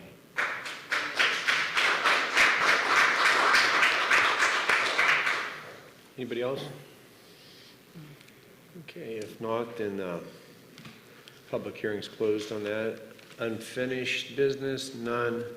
New business, number 1 is ordinance 2021-08. If Mrs. King could go ahead and read that. An ordinance to amend Administrative Code 121.03F to have council member legislative submissions to be named, sponsor, and allow co-sponsor additions. Okay, do we have a motion? So moved. I'll make that motion. Okay, Mr. Crop made the motion. Mr. Second. Second. Okay. Any discussion? Yes. Mr. Chairman, if I could have the floor. Yeah, you made the or are you sponsored? I am the sponsor of this legislation. I'm trying very, very hard with different administrative code submissions for legislation to, as I've stated from before I've been up here, transparency, openness, having things in writing, having things that are record, I think is crucial to the success of a public body. And again, it doesn't matter who's sitting up here, whether it's me, him, her, anybody up here. The people that are up here are irrelevant. It's the positions and their ability to be able to do their job and do their duty, and for the public to be able to see that those duties are they're being done in the open, they're being done properly, correctly, timely, et cetera, et cetera. I can go on and on. So the reason for these submissions and the reason for this legislation is to do just that. I think it's, to me, it seems like common sense, and this should have been done, I feel, a long time ago, for members of the legislative body to have to submit things in writing. So there's no phone calls, there's no, hey, somebody yelled in the door that they want this piece of legislation on the agenda. There will be records of these things, and there will also be, I'm hoping that there's going to be time stamps essentially for certain pieces of legislation to, again, open everything up for people so they can see exactly what's being submitted, who's submitting it, when they submitted it, and it's put on the agenda in proper order, et cetera, et cetera. So this is just one of those things for that, for the public, whether it's us up here or the people that follow us in the future moving forward. They won't be handcuffed by, or the public won't be handcuffed and not be able to get access to the information and find out who did what. I think it's just really, really important. That's all, Mr. Chairman. Mr. Boric, would you like the floor? I'd like to ask Mr. Crop, under Section 1, all ordinances, resolutions, and motions proposed by the City Council shall be in written form. Should we add email on that? Isn't that a written form? That's included in that, I believe. Where's it at? How did I miss it? Mr. Chairman, may I have the floor? Yes. Mr. Law Director, that would, in a written form, would include any written form, meaning emails, handwritten, if somebody handed in a typed document, a handwritten document, they all count as written documents, correct? That is correct. Thank you, sir. Okay. Thank you. That's all I wanted to know. You're welcome, Mr. Bryant. Thank you. Ms. Fletcher, Mr. Zimmerman, either one of you guys like to weigh in on this? No, thank you. Okay. If Mr. Fritz, if you don't mind, is there any reason that you can see that we may want to protect the anonymity of something being submitted, that we should have to have name and everything on it 100% of the time? I don't think that's an issue, but when Mr. Crop, I went over the week before last, we did have a fairly extensive conversation about unintended consequences and didn't find anything that raised a red flag on this. Thank you. Okay. Is that all, Mr. Zimmerman? Yeah. Just also, if you can explain what the red flag would be. You said raise a red flag on this, if you can explain to us. Correct. On the ordinances, if Ben for sir. Sure. On the ordinances 8, 9, that's right, 8, 9, 10, and I think it was just 8, 9, and 10. yeah, 8, 9, 10. They were done with an interaction between Mr. Crop and I saw no legal impediment to them nor any risk of liability. Okay. Is that it, Mr. Zimmerman? That's it. Okay. Ms. Fletcher, would you like the floor before we go ahead and vote? Okay. Mrs. King, if you could call for the roll. Ms. Fletcher? Yes. Mr. Zimmerman? Yes. Mr. Crop? Aye. Mr. Boric? Yes. Okay, passes. Okay.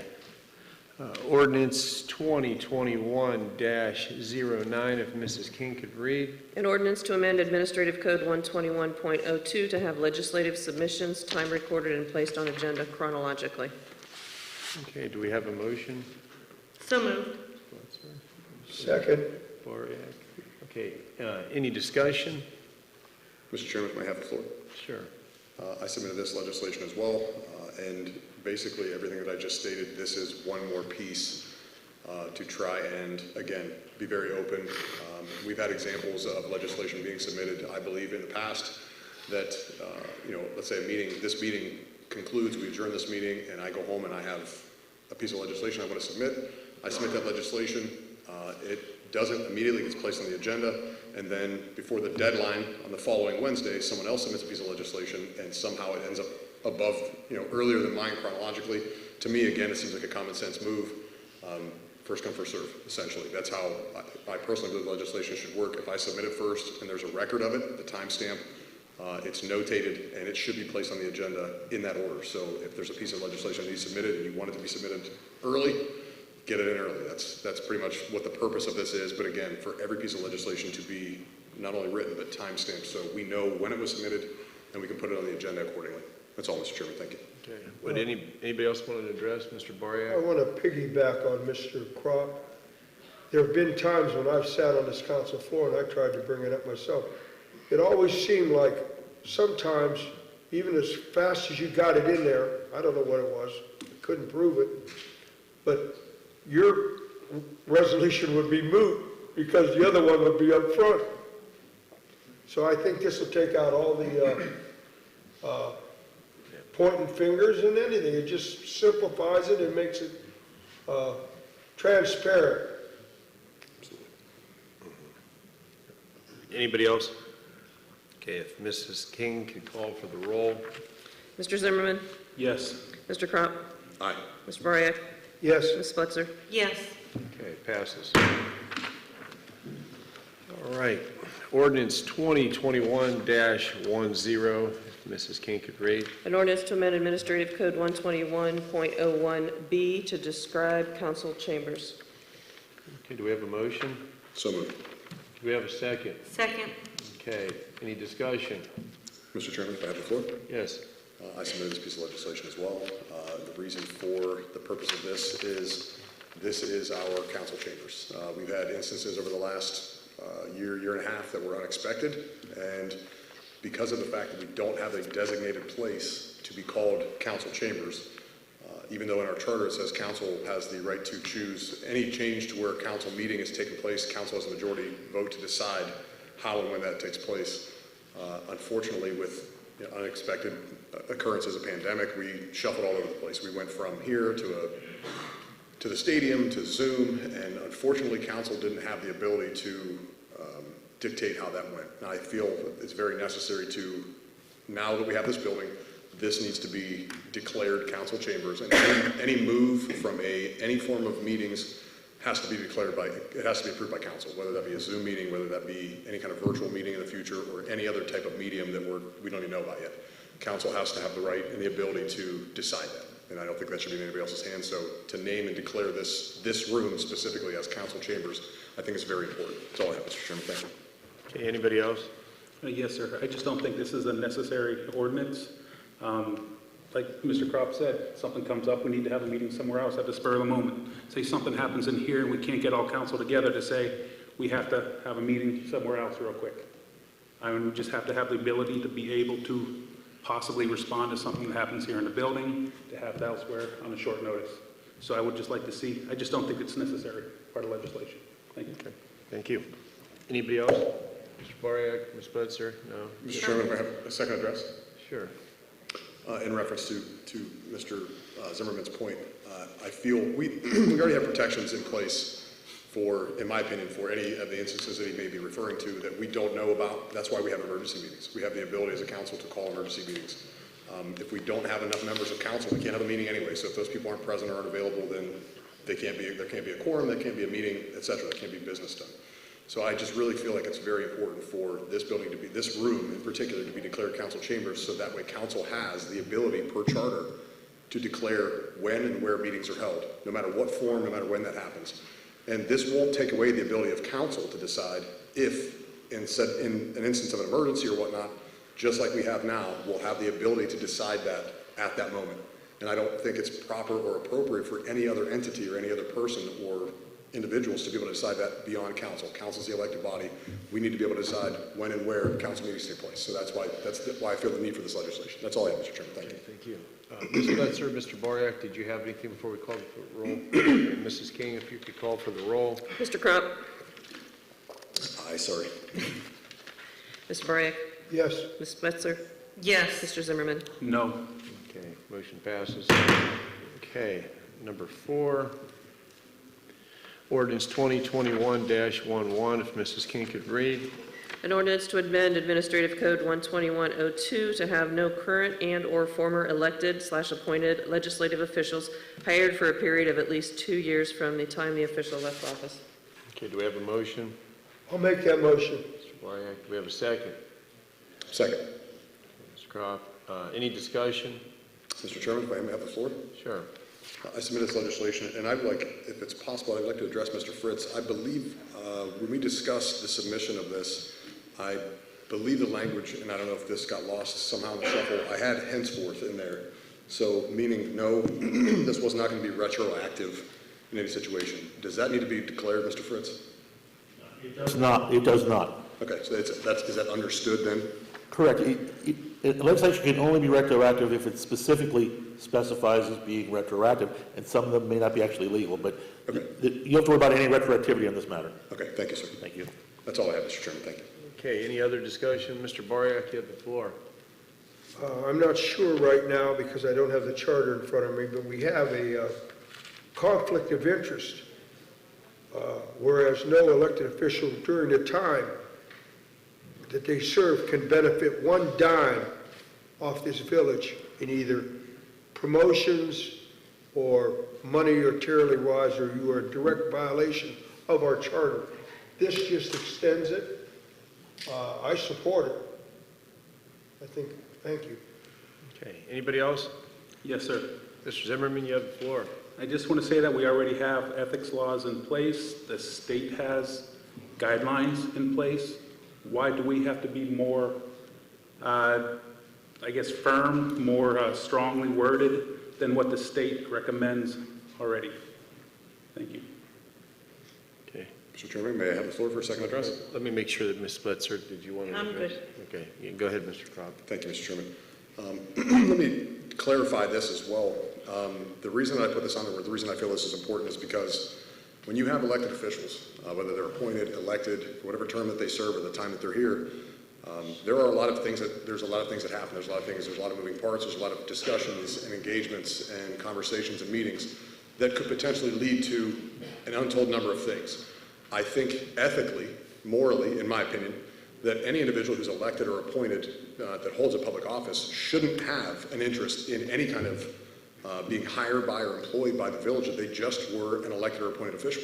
I think that's wrong, in my opinion. I think it's a clear ethics issue. And I don't think that should happen. And I think it needs to be stated very clearly because I think I have heard myself having conversations with, as I've been a council member, I've had conversations where there have been potential opportunities for former council members or public officials to be given or granted jobs or have jobs created for them or things along those lines in that nature. I think that's wrong. I think that's wrong in every way, shape, or form. So I think this offers a protection, a level of protection that goes above and beyond. I'm not familiar with exactly what Mr.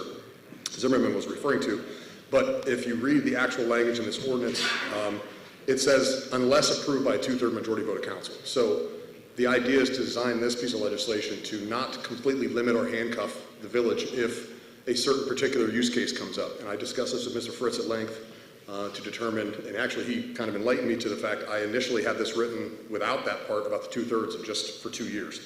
But decided to include that because I felt there were potentially use cases or issues that may come up that I hadn't thought of, that the council as a 2/3 majority body, which is a 4/5, if everybody doesn't know the math, it would take a majority, a 2/3 majority to pass this, and if they felt it was necessary that they could. I didn't want to handcuff future councils and completely limit their ability, but in an issue like this, to hire a former elected official in any capacity, it should be by a more than simple majority. That was my take on it. That's all I have, Mr. Chairman. Thank you. Let me see. All right, Ms. Spletzer, did you want to, any discussion? Do you mind if I speak first? I think this is a perfect example of how when we discovered that the economic development position was put on page 419 of that budget, everyone automatically started assuming that Lyle Waddell was going to get hired for that position. And we assumed that the city manager was going to do that hiring. This at least protects council to be the ones to make that decision. So thank you for putting this together, Mr. Croft. My pleasure. And Mr. Boriak, did you want a second address? Yes. You have the floor. The part that I don't want to chastise any member of council, but we do have our own charter and we can govern ourselves. Why would we not want to be held to a higher standard to show that the people how we want to run this government? That's all I want to say. Okay. Mr. Zimmerman, did you want another address before we go ahead and call for the roll? Yes, sir. I just on what I have here on the agenda. Okay, maybe it's okay further in here in the legislation. I just don't see the 2/3, so maybe that's my fault for not losing the whole thing. It's in section 1. Okay, there it is. Thank you. And just my other point is, let's just kind of call this for what this is. This is the Waddell ordinance. Let's stick with that. Thank you.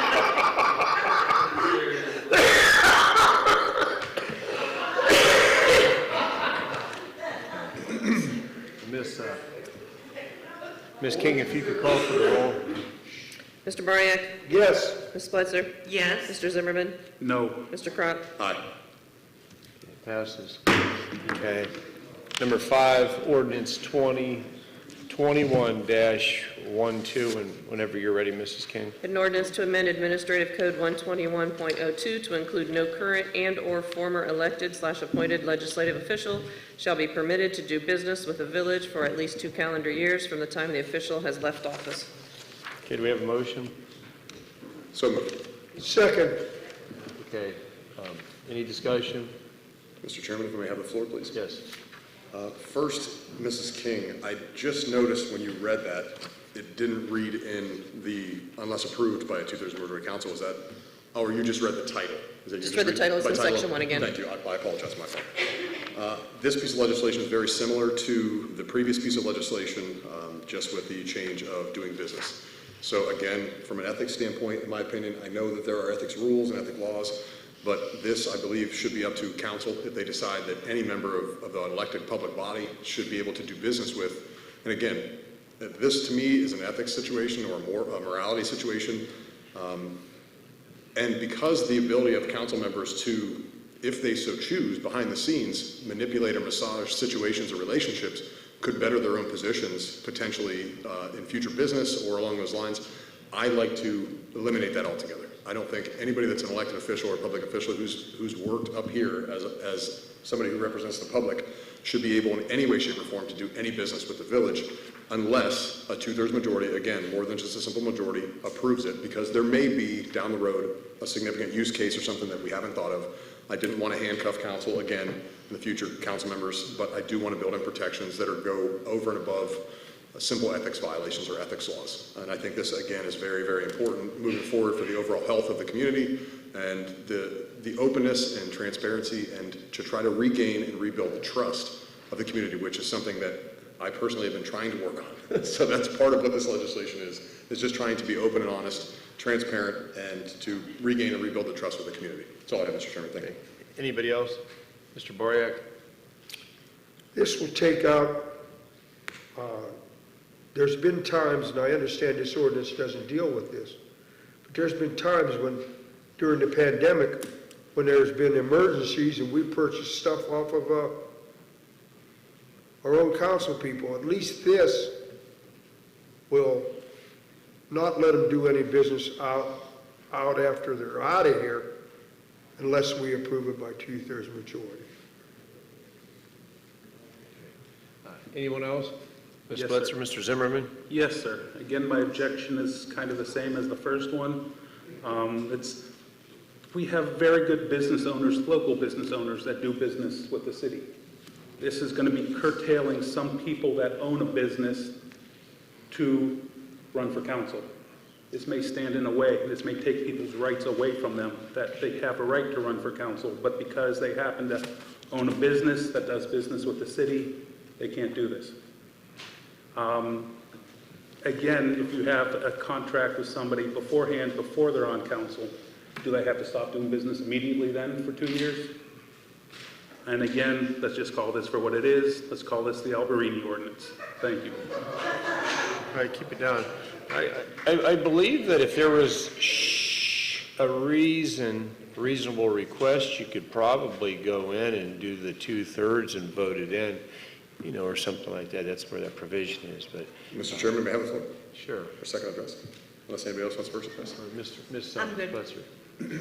In reference to Mr. Zimmerman's point, again, that was the reason why, after discussion with the law director and considering that we can't always know what's going to come in the future, what's going to happen, and specific cases where, as you mentioned, there may be an individual or someone along those lines that fits that description specifically, that will be up to council.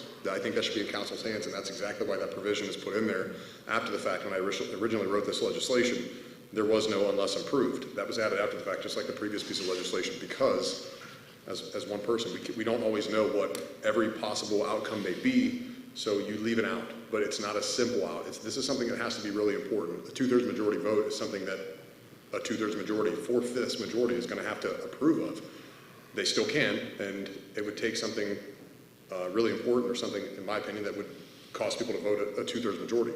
So I think that's why that's in there. But those specific instances that he mentioned are very specific. So again, that's why that 2/3 majority vote is in there. So there is an out, council has the ability, they're not completely handcuffed, but it should and would limit any opportunity for potential abuse.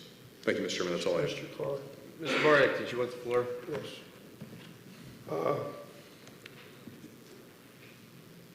When I came onto council, according to the charter, and I also had to attend ethics class, to know that you weren't supposed to do any business. I have not done a dime off this village since I took council. I'm not pointing fingers at anybody, but I think when you're talking about ethics, not only would it help that be understood, but it would add an extra layer of transparency and accountability so I didn't know, or we have something in place.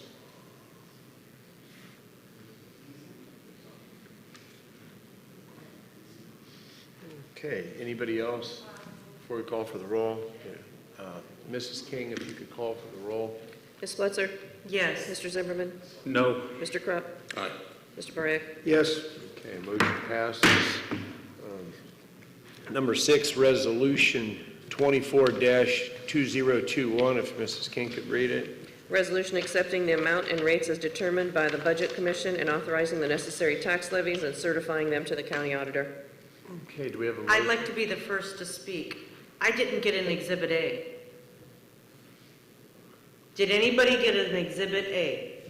Was it attached?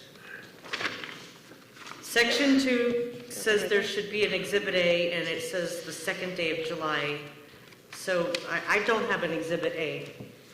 He's got it right there. I did, this was my copy, I did request this at Ms. King. I had The it meeting started to have her produce I had the it from- ordinances for me, so I don't know if that was a typical, I requested my packet right when I came in. I had it from the last meeting when Would you Ms. like, I'd be Musson happy to brought give it it. to you. I have, is this the alternative tax budget that was prepared by Ms. Musson? I assumed that it was, I don't know. if The it copy was. I have is signed I by didn't Ms. get Wolford. one prepared by Ms. Wolford. Okay, I apologize. You could have called me. I would have gladly sent it out. I apologize if it wasn't in there. Where do I find one? I thought it was attached online, but I can get you one. I thought it was. I never heard that it was not.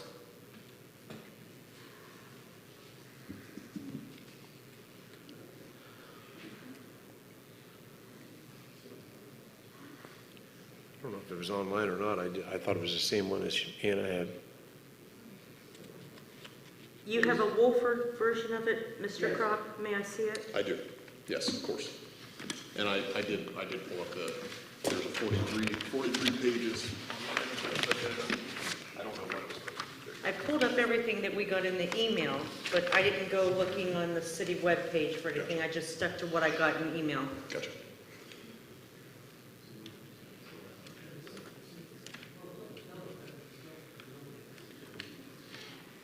Mr. Chairman, do we have a motion on the table right now? There's no motion yet. No. Can I motion to take Yeah. a short recess so Mrs. Sputzer can take a look at this? Yeah. I'd like to look at it too. Yeah. Let's, Can we You take should a, have one in front of you.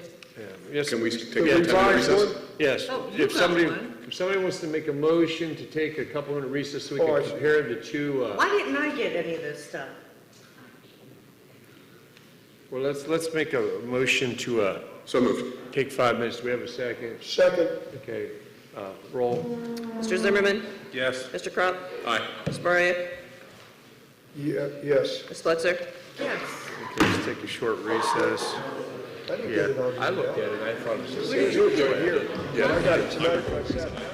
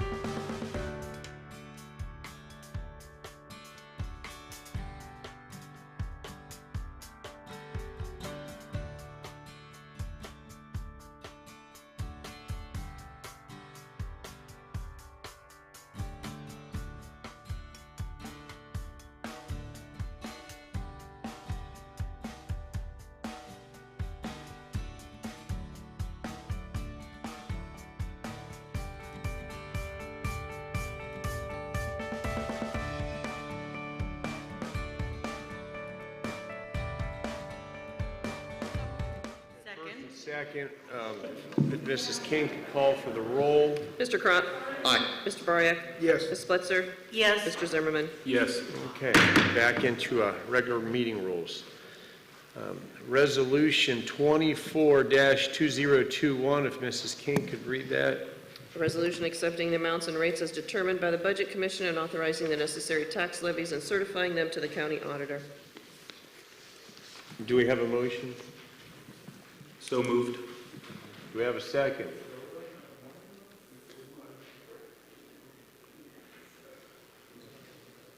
Okay, if, got about 2 Can I make a motion to table this? I'll make a motion to second it. Okay, I'd like to table this.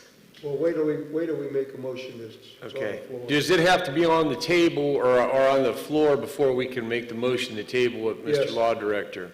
Okay, She's the one presenter, she can request the table even before motion gets before all council. all right, so, You do have a first and a second, though, now. what? You have a first and a second. We do have one? First and a second on tabling, that was the that was No, the no, first and the your second on motion- oh, tabling, okay. yes. She motioned to table, and then John seconded. Okay, so if Mrs. Spletzer made a motion to table it, Mr. Boriak made a motion to second it, then that would be on the floor, correct? To table it, correct. Excuse me, Mr. Klein, did we accept, put it on the floor? Is it on the floor? To table, it's on the... No, did we accept it to be on the floor originally? Mr. Chairman, may I have the floor? No. Mrs. King, is it on the floor? Mr. Chairman, may I have the floor, please? Sure. Mr. Fritz, I believe, stated that because Mrs. Spletzer was the one who sponsored this or put this legislation on, is that correct? No? No? She didn't do it. Oh, I thought I heard you say that. Okay, I have nothing further, Mr. Chairman. Sorry. You can still table it. I'm sorry, did Mr. Bariak make a second to put it on the floor or to table it? To table. Put it on the floor. To put it on the floor, that's what I thought. Okay, So we do have a first and a second to put it on the floor. Okay, so it's on the floor. Is there any discussion? Now I'd like to table it. Okay, I'll second that. okay, so she wants to second it. Do we set a time for tabling, or is this gonna be tabled? Yeah. Do you want to set an amount of time to table it? To the next meeting. Well, or here's, okay, till the next meeting, and that's, The 16th? Yes. Will that be too late? That'd be the 16th, Mr. Mayor. yeah, it's the 16th. Do you want to make a motion to table until the 16th? That is correct. Okay, we have the second. Is there any discussion before we call for the roll? Mr. Chairman, if I may have the floor. Yes. Mr. Lynch, Mr. Fritz, if you could explain. Motion to table is not a debatable motion, Mr. Mayor. Okay, that's right. You vote on it, then Okay. go from there, sir. Yeah. All right, well, let's go ahead and call for the roll. This is for the motion to table. Yes. Mr. Bariak? Yes. Ms. Spletzer? Yes. Mr. Zimmerman? No. Mr. Crop? Aye. Okay, tabled until the 16th. All right. Resolution 25-2021, if Mrs. King could read that. A resolution to cancel the smart meter form and rate previously set by the village manager. Okay, do we have a motion? So moved. Do we have a second? Second. Okay, any discussion? Yes, I think I would like to also ask that we suspend council rules. This was put on the agenda by myself, and I heard Mr. Bill George's comments, and I think it would help if we would get more information from him. At this point, what I was most upset about is the fact that the city manager created the form, the city manager set the opt-out rate, and those are, well, specifically the rate should have been set by council. That is one of the powers of council. Article 3, Section 9. And at this point, we don't know where we are in this smart meter process. One of my other concerns was I know we've got a number of people specifically like in the township that are already paying that PUCO rate to opt out of Ohio Edison, but yet they have Newton Falls water. So if they're paying $29 to get an Ohio Edison smart meter and then they have to pay another $29 to get out of a water smart meter, I just feel it's an unfair situation for people that are caught in, that type of situation, opting out of two different utilities. Okay.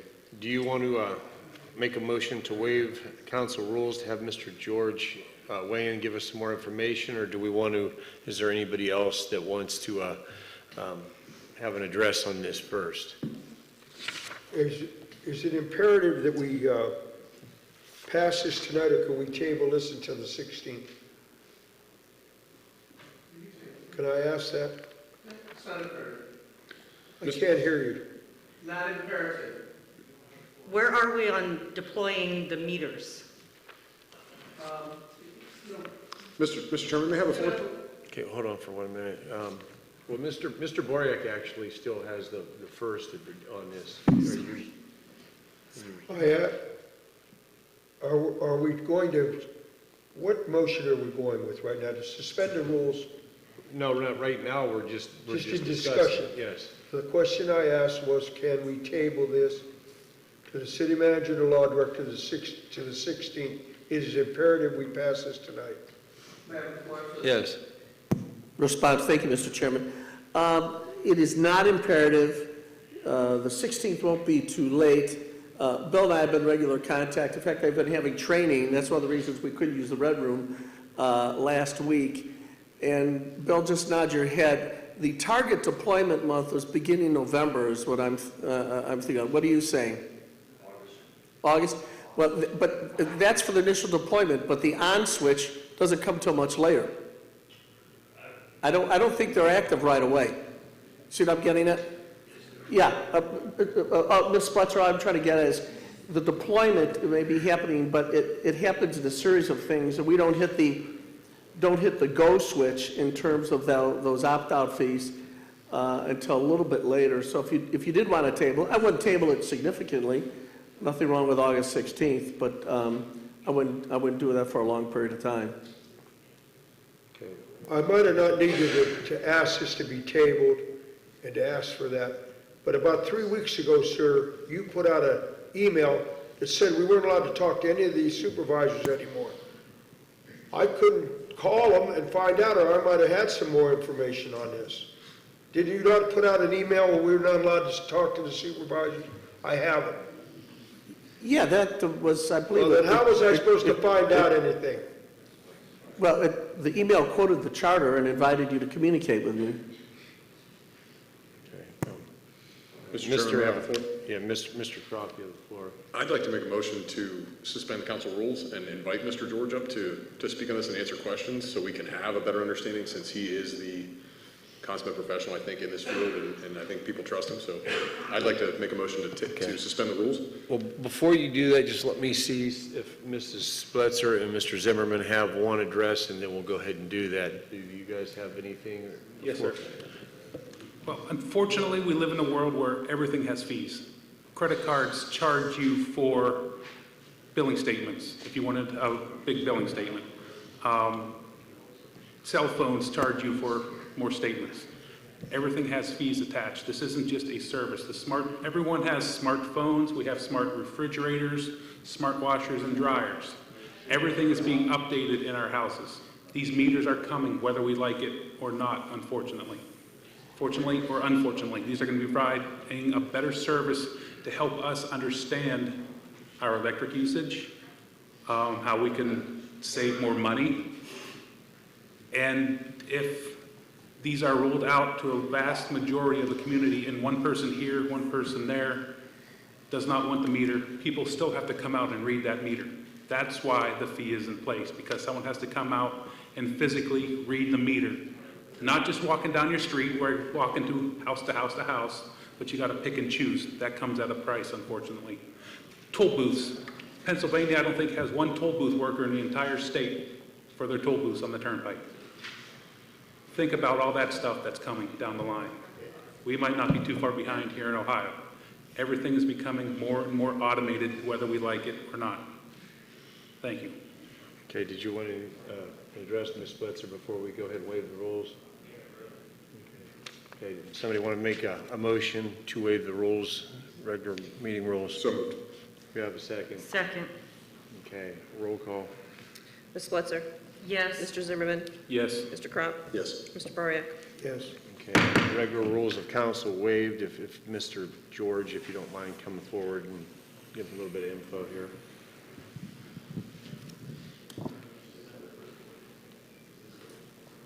Okay, to answer some of the questions I think I heard, the AMI, it's here. We finished up our training this week, so some of the AMI meters have already been installed. So now the mass part of it will be coming forward here real soon.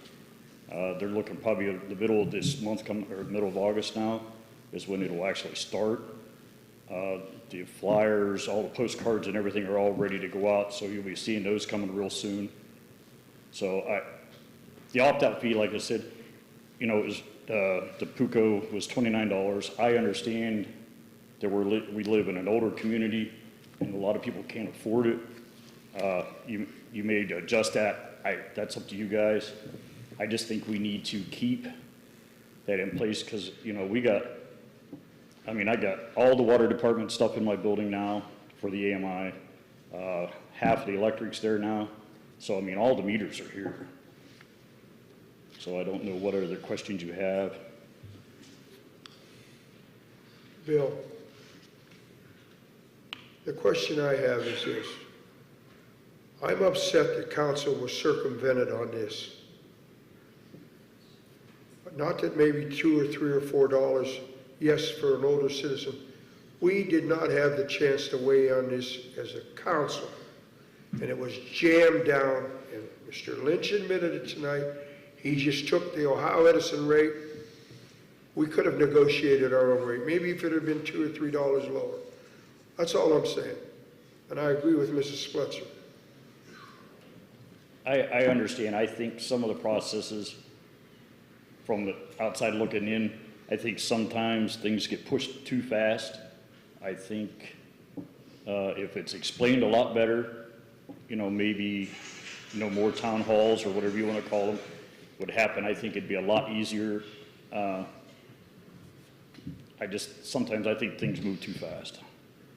And I think this was one of the cases maybe where I think it moved too fast. To me, it looks like we jammed it down everybody's throat.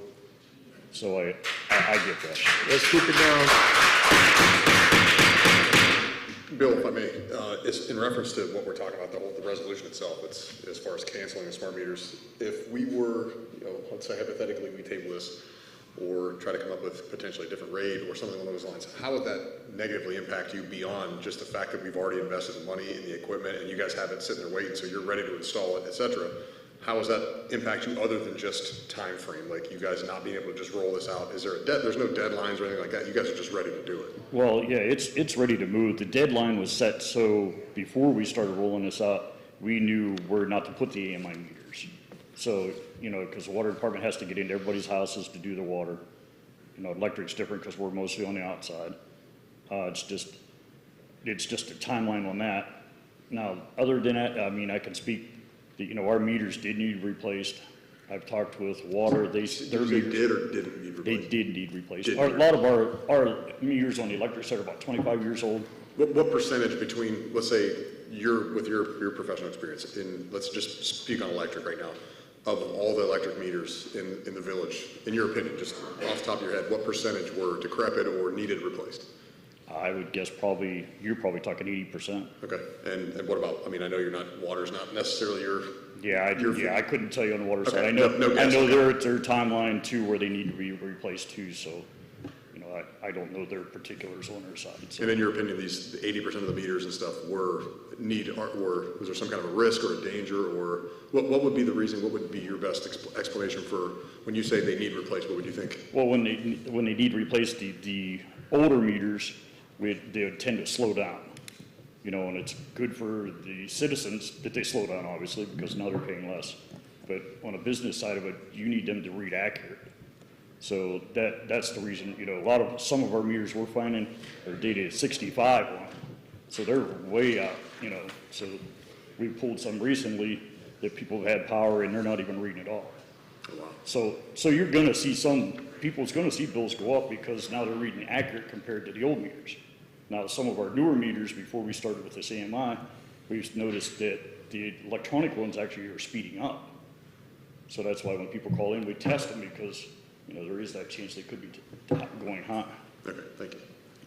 Mr. Chairman, can I be recognized on this particular issue of the colloquy? Thank you.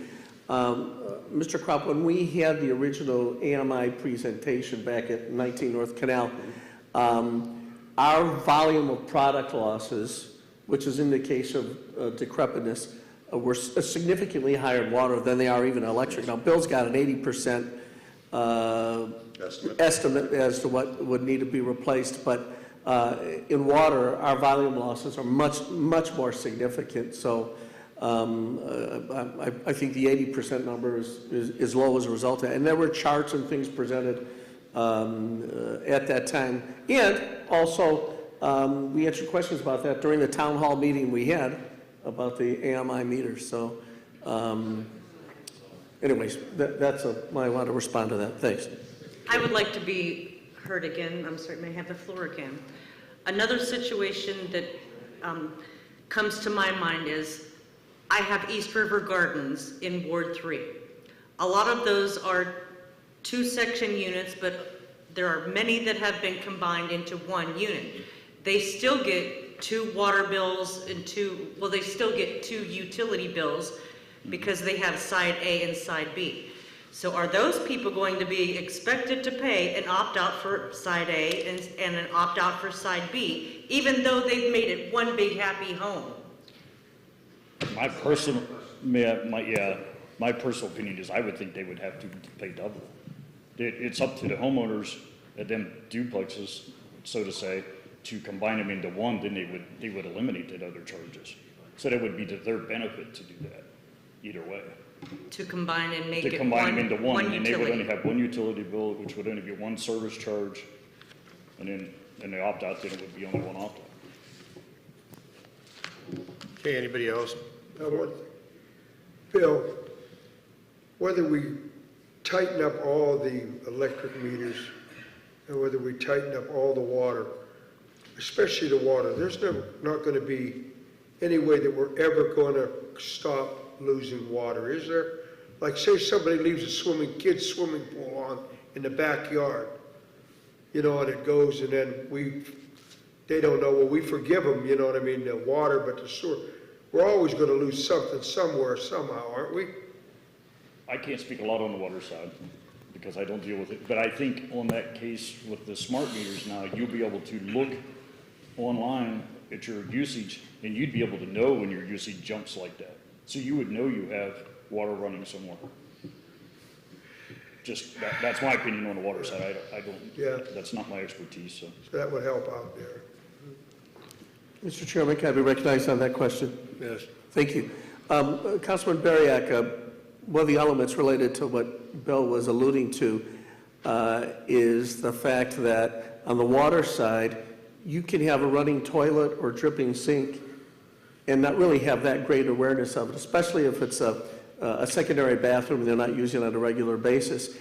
And the activity of the smart meters allows a direct communication right away with the homeowner. You got a problem, and as you know, you said on the utility board, we have occasions where somebody's got a running toilet in a secondary bathroom that they're not using, and it goes on for a couple of months, and they end up with an extraordinary high bill. They say, well, if I had only known about this, I could have done something about it. And on the electric side in particular, as it relates to that, Bill's department gets an immediate notice if there's an issue as it relates to the electric side, and the water department gets a notice. So you're in a position, if you move forward, where Mrs. Jones gets a phone call and says, Mrs. Jones, I know you may not realize that, but something in your home is leaking. We know because we're observing it, and the electronic communication we're receiving digitally as it relates to your home. And they can actually set a parameter that sends off the notice. And in the end, I think it'll save people a lot of money. As far as the opt-out is concerned, I don't have a problem, Councilwoman Splitzer. If you wait to discuss it till August 16th, I won't be here at the time, but please take into consideration what Bill is saying. You could even have Chuck Lane, who's the water distribution manager, and Jeff Hawkins, who's the water treatment manager, here as well as Mr. George, before you make some kind of a movement in that direction. Thank you. Can I say something? This is not about whether we should have a smart meter or not. This is just about order, Mr. Chairman. We don't have council We rules. suspended council rules.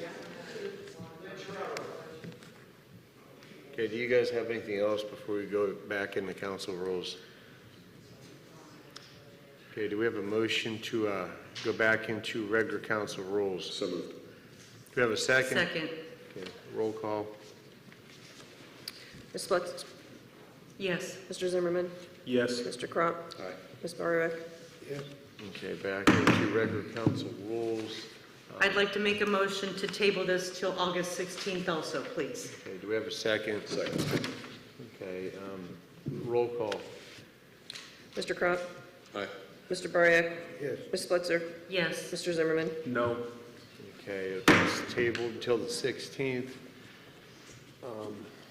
Number 8, Resolution 26-2021, if Mrs. King could go ahead and read it. A resolution asking Pamela Wolford to continue serving in the role of acting finance director on a short-term basis pending future decisions by council. Okay, do we have a motion? So moved. Do we have a second? Second. Okay, discussion. I thought this was an administrative decision. Yeah, am I recognized, Mr. Chairman? Yes. Yeah, it is an administrative decision. That's why it's in resolution form. In other words, if you pass this, Pamela Wolford can say, love you guys, sayonara, adios. It's not really binding, but it gives some indication. Councilman Crop and I did this Zoom meeting Friday night with Ms. Wolford, and I asked this to be on the agenda, just to give her some indication that there was the opportunity for her to have a more positive feeling about the idea of acting in this role. But it's a resolution, and you see it's a resolution asking Pamela Wolford. So if she and I reach some kind of understanding, you're right, that's administrative in that regard. I agree with Ms. Carl. There was a lot of concerns right now. It's almost like our finances are in purgatory. And the thing about it is, I'd like to wait until we go into executive session and have a little bit more information on some things like myself and the law director talked about before we really make. I have no objection to that, Mr. Chairman. But I don't know if there's any other discussion, Mr. Bariak, Mr., I'd like to ask a question. Okay, go ahead. Mrs. Munson has been off since how long? May? May 7th. Why didn't you ask for this before? Why is this a last-minute thing? If she's been doing the job up till now, why do we have to officially do this at midnight? The 11th hour, I mean. Why? You don't have to do anything, as I just mentioned. You don't have to do anything. Why did you put it on there? I think I just answered that question. Okay. Anybody else? Mr. Chairman, I'd like to motion to go into executive discussion to discuss. Yeah. I mean, are we right now or after the 12 items of business? Could I make a procedural suggestion that might be helpful? 13, it should be after 13. Okay. 13 would be the last. So. I'm just going to make an unusual suggestion for tabling, and that is that you could discuss an executive session by you pass a motion to table this until you come back. You can table it till later in the evening is what I'm saying. All right, so are we looking to, let me see, I got it marked down here somewhere. You could pass a motion to table until you come back out of an executive session. That'll allow you to discuss that in substance after that takes place. Okay. Somebody want to make a motion to table it until we come out of executive session? So moved. Do we have a second? I'll second. Okay, roll. Mr. Baryak? Yes. Ms. Blitzer? Yes. Mr. Zimmerman? Yes. Mr. Crop? Aye. Okay, it's tabled until we come out of executive. And do we have a motion to go into executive session for personnel matters under? Wait. Can we wait till after? We got to do number 9. We got Okay, number well, 9. that's what I asked, if you guys wanted to do it now or you wanted to finish the rest of, okay. Why don't Okay, we do the rest of the agenda, Mr. all Clark? right, sounds That good. would be item number 14. Okay. Let me see where we're at here. We're on number 9. Number 9, if Ms. King wants to read the motion here.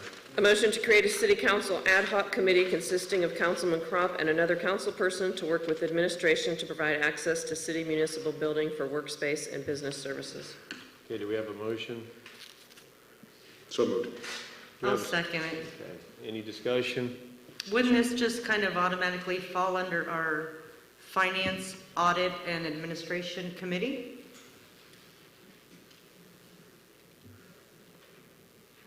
Who are you addressing, Mrs. Spencer?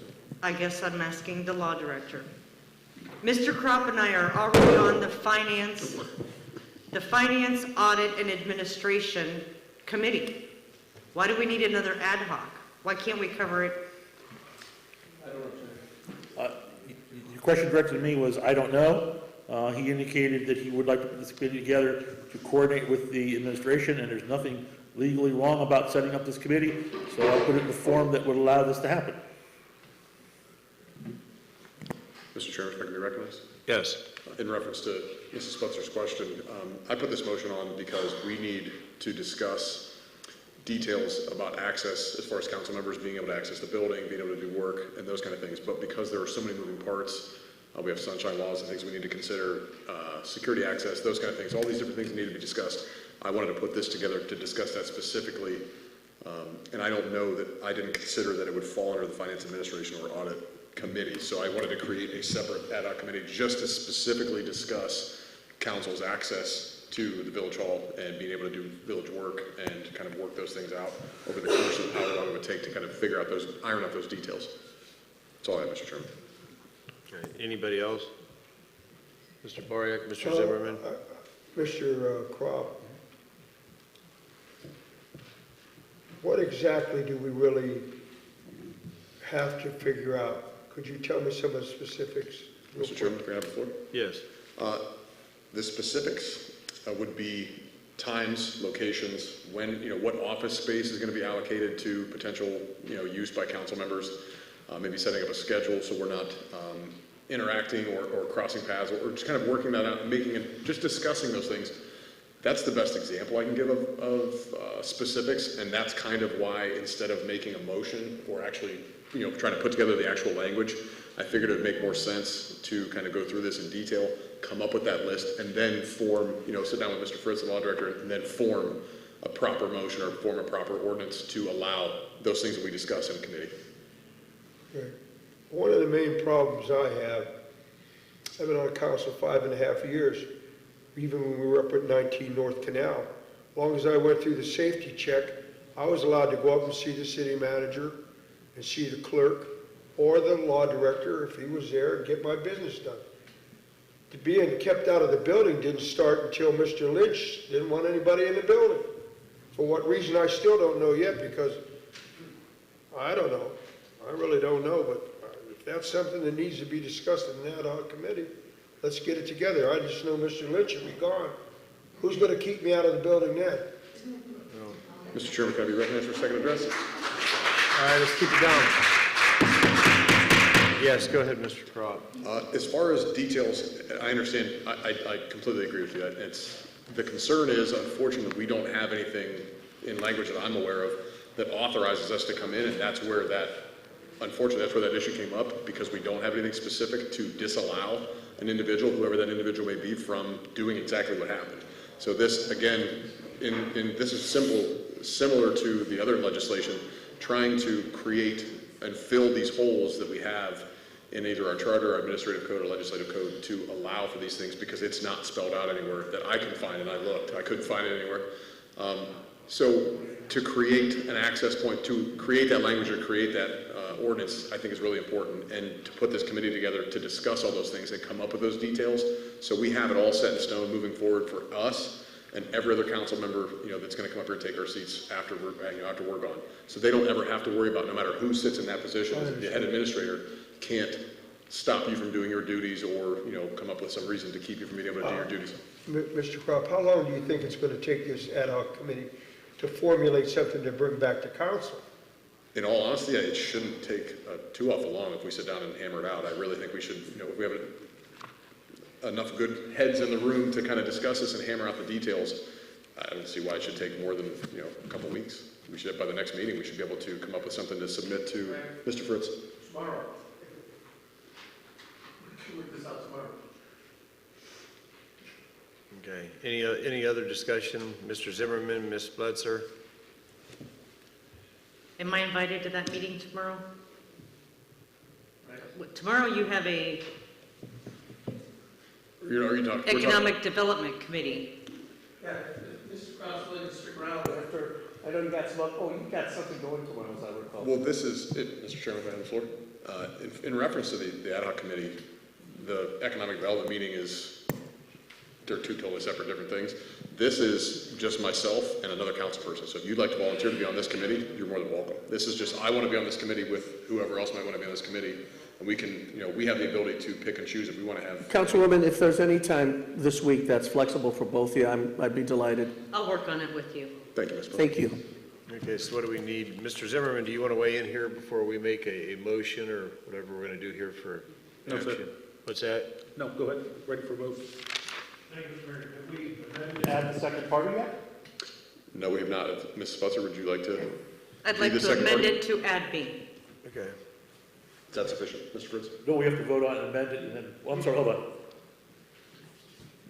I think she made a motion to amend. Okay. Yeah. Second. Yeah, all right, you second it. Okay, we need a call for the roll to amend it. To add Tessa. Add Ms. Blitzer. I'll make that motion. Ms. Blitzer? Oh, we're going to roll that right now. Yeah. Mr. Zimmerman? Yes. Mr. Crop? Aye. Mr. Bariak? Yes. Okay. Ms. Splitzer's been added to it, so it's been amended. So do we have a motion? It's already on there for the floor, so we just need to vote as amended.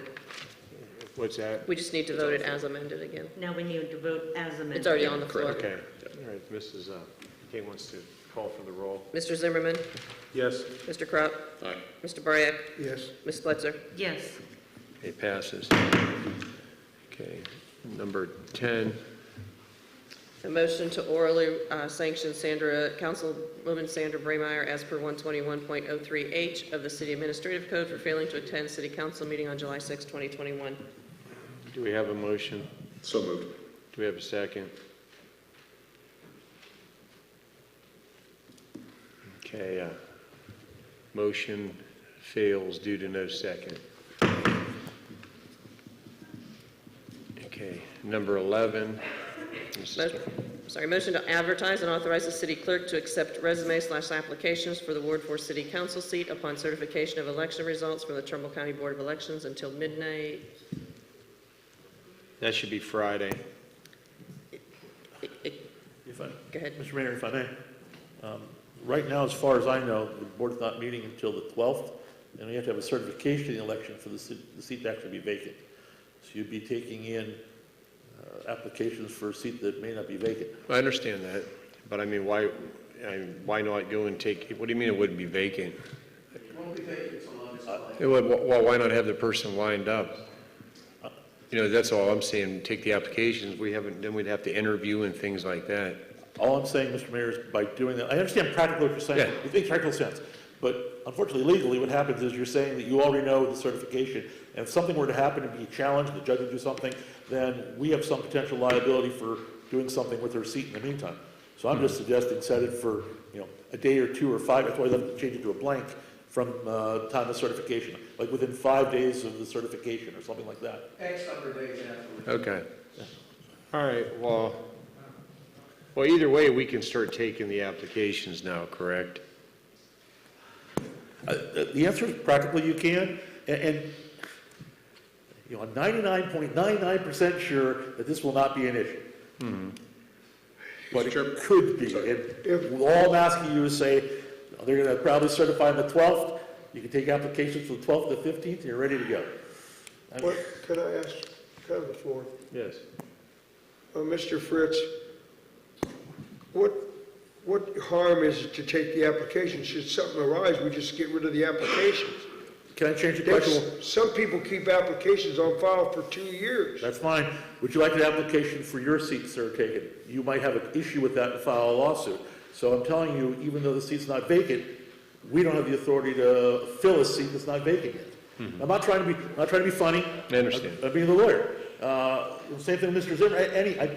You asked the questions why I used you, Mr. Barrier.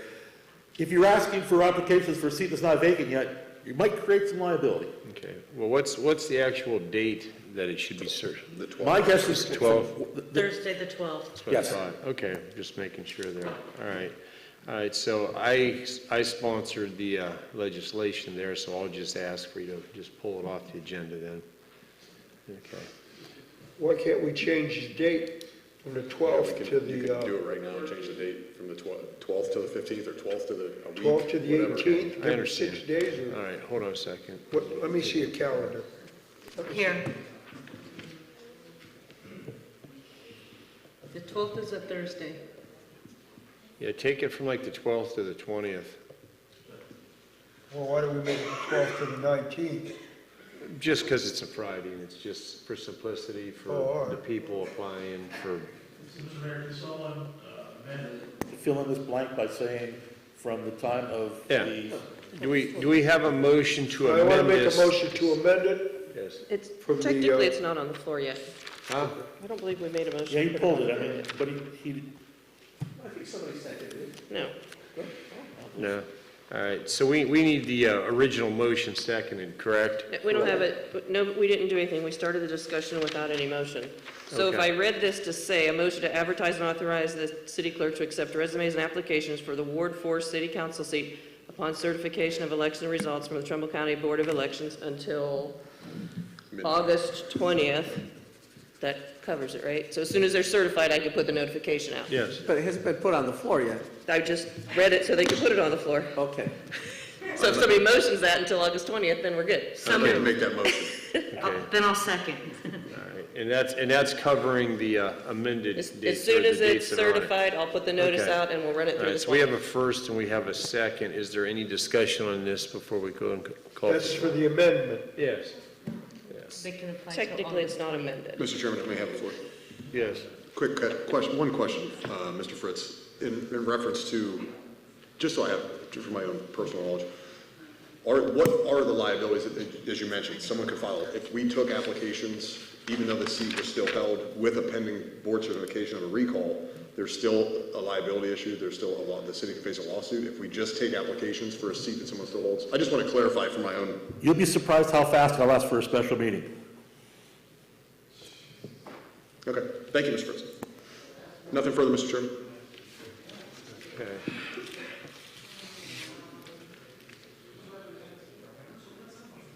All right, So accept them until August 20th, once they're certified.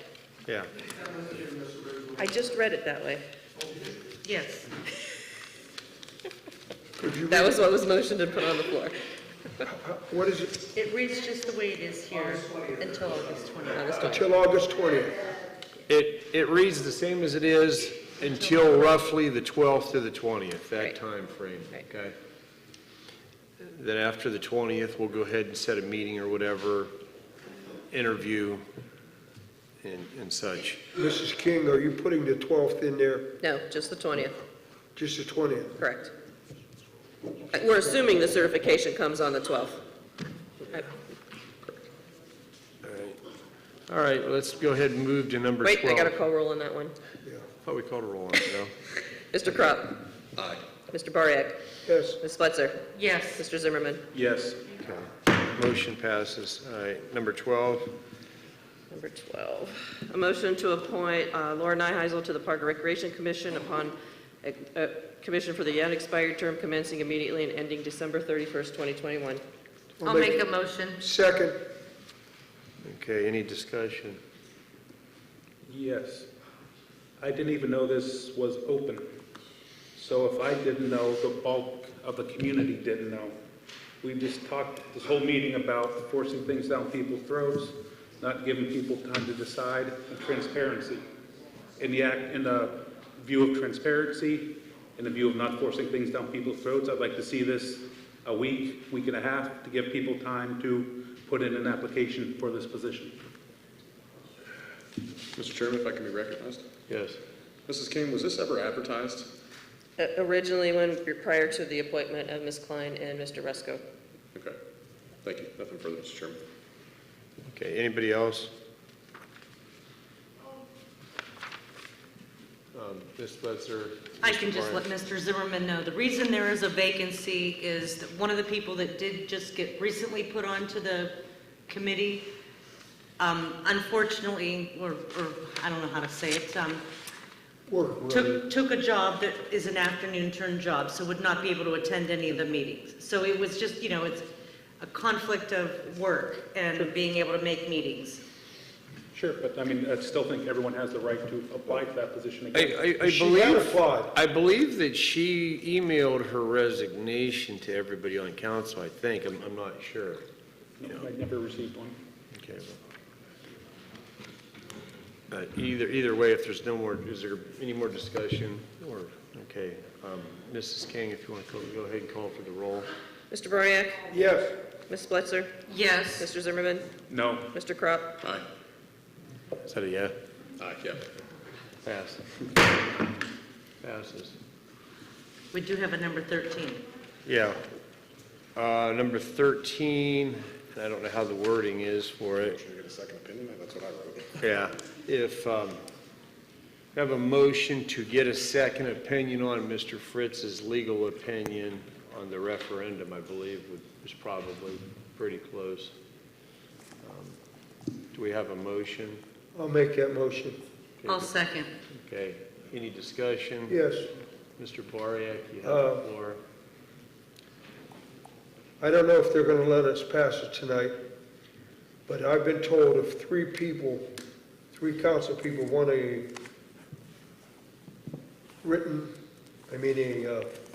second opinion, as long as three council people were together on it, we could get one. And I think this is about time that we get an opinion to do a clarification on some of this stuff. Okay, anybody else? I'd like to say we have a law director. We pay him to make these decisions. We could have to go outside and pay someone else for another decision. Again, everyone's against paying money for lawsuits and whatever else. We've been hearing about this for quite a while again. So I would just like to say we have a law director. He has an opinion. We need to go by it. Thank you. No, he has not given a thorough opinion. I want to know what page in the budget is the so-called first part of the AMP transaction. Okay, Mr. Crop, did you want to first address before we go to? Yeah, Mr. Chairman, thank you. I would just say, in light of what Mr. Zimmerman said, I don't think the public is concerned about expending monies to get clarification on an opinion that's something that's very, very important. We're talking about millions of dollars potentially. It's something that I think is important and is worthwhile. And if the second opinion or another opinion comes back and validates what Mr. Fritz has to say, then we know that we're in the clear. And I really personally don't think that the public is going to be too concerned knowing for sure that we got the proper opinion and a valid opinion in something that's, something as important as this, and something that has to do with, the public being able to vote. So I don't think this should be an issue, in my opinion. I think it's doing our due diligence, honestly, and it's something that unfortunately hasn't happened here for quite some time. So I don't think people should be opposed, in my opinion, to just taking the time to make sure that we're doing things properly. And I don't think, honestly, I doubt Mr. Fritz would be opposed to having someone, if he's firm in his belief and in his position and what he thinks, then there shouldn't be an issue. So that's all I have, Mr. Chairman. Thank you. Okay, would somebody like a second address? Mr. Boriak? I agree with Mr. Crop about the money. we've had no qualms, at least Mr. Zimmerman hasn't, with hiring a $400 an hour law firm from Cleveland to help us out. So now why are we worried about getting somebody else in here to help us out on this? Okay, let's keep it down. Let's go. That's all you I'm not trying to be facetious. I'm saying you're talking about spending money, when some people want to spend it and others don't. It's council rules here, sir. Sure. I just don't think. Thank you. I just think it's a dangerous path that if we're going to keep questioning every opinion by the law director, it's a dangerous path to head down. Thank you. Okay.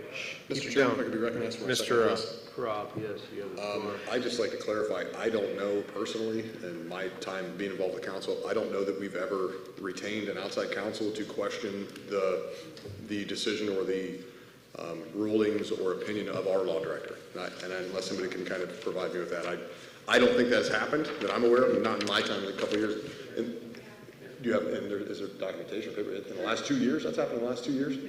I don't remember council ever motioning to do that. I wasn't aware. I'm sorry? But not council's never motioned to ever question or get a second opinion of the law director. Fair enough. Okay. Thank you, Mr. Chairman. That's all I have. Okay, Ms. Bletzer, do you want a second before we go ahead and call for a roll? No, I'm good. Okay. On this here, with it being added to the agenda, what's the count that needs to be? Okay. All right. If you want to go ahead and call for the roll. Mr. Chairman, can I Yes. have the floor, please? I'd like to make a motion to table this and add it to the regular agenda at the next meeting. Or, yeah, I'd like to table this, and so we have it placed on the agenda with prior notice. Now, wait a minute. A supermajority is 2/3, right? The total body. We have, if there's a 75% vote, that's always going to be greater than 66%. But they're looking at 5. They're looking at the empty We seat. haven't could I have the floor, Mayor? Yes. Mrs. Splitzer, we haven't had a determination, and the lawsuit was just dropped as far as the supermajority. In other words, the empty seat.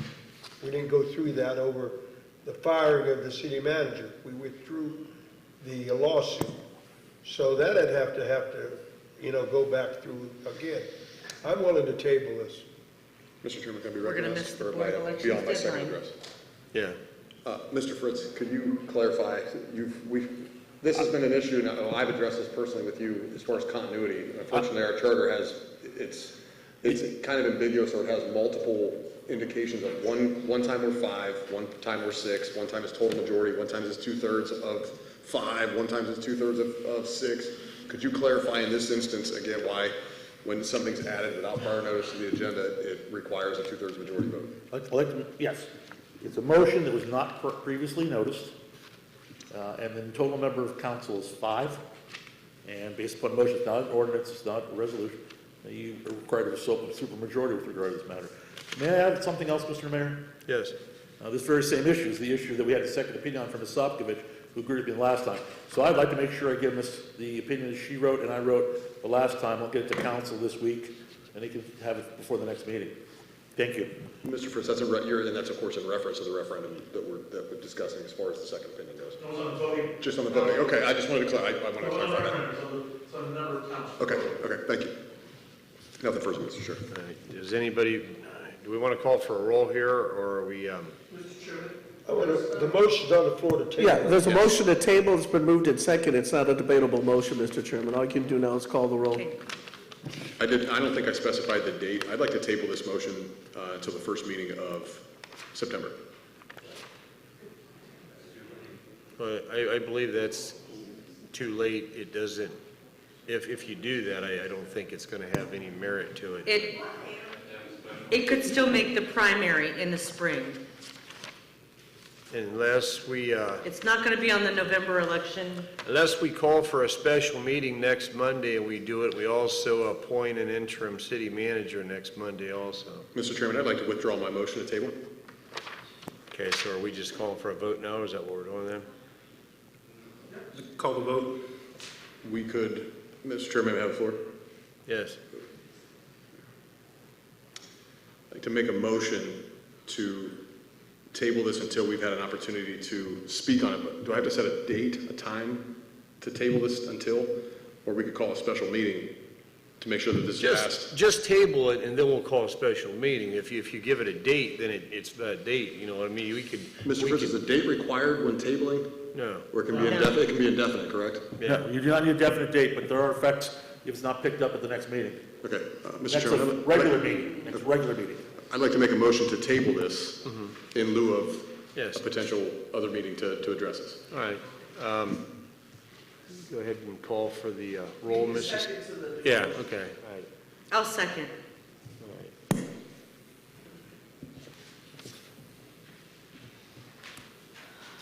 This is the amendment, right? Mrs. Spletzer? Yes. Mr. Zimmerman? No. Mr. Crop? Aye. Mr. Variak? Yes. Okay, it's tabled. Okay.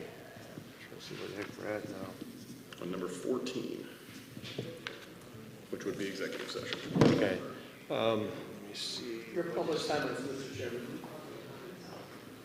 Mr. Chairman, I'd like to make a motion to go into executive session to discuss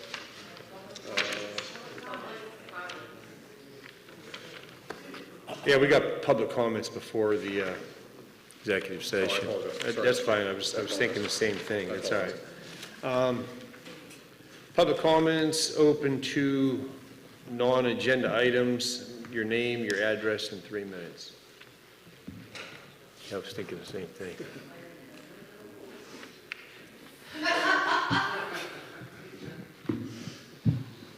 Steve Simpson, 420 Ravenna Road. I am the Vice President of the Heritage Accord.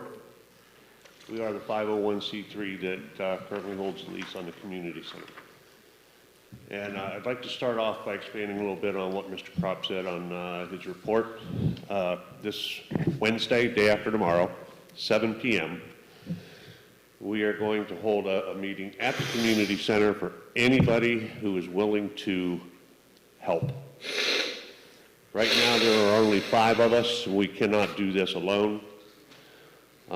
We had people that were saying that when we're going to ask for volunteers, you know, they'd like to volunteer, and now we're asking. Anybody that can push a broom, run a sweeper, help wipe down counters, furniture, come get your name and phone number put on the list, and we'll get a hold of you as needed. But we're ready to start doing this. We have remediated the mold within the center. I believe council got that copy of that report. We'll receive our certification on Wednesday from the company that did that. So the building is, you know, safe to enter from a mold perspective. But we just don't want a lot of people coming in just to come in to see the community center. We're going to hold that for a later date.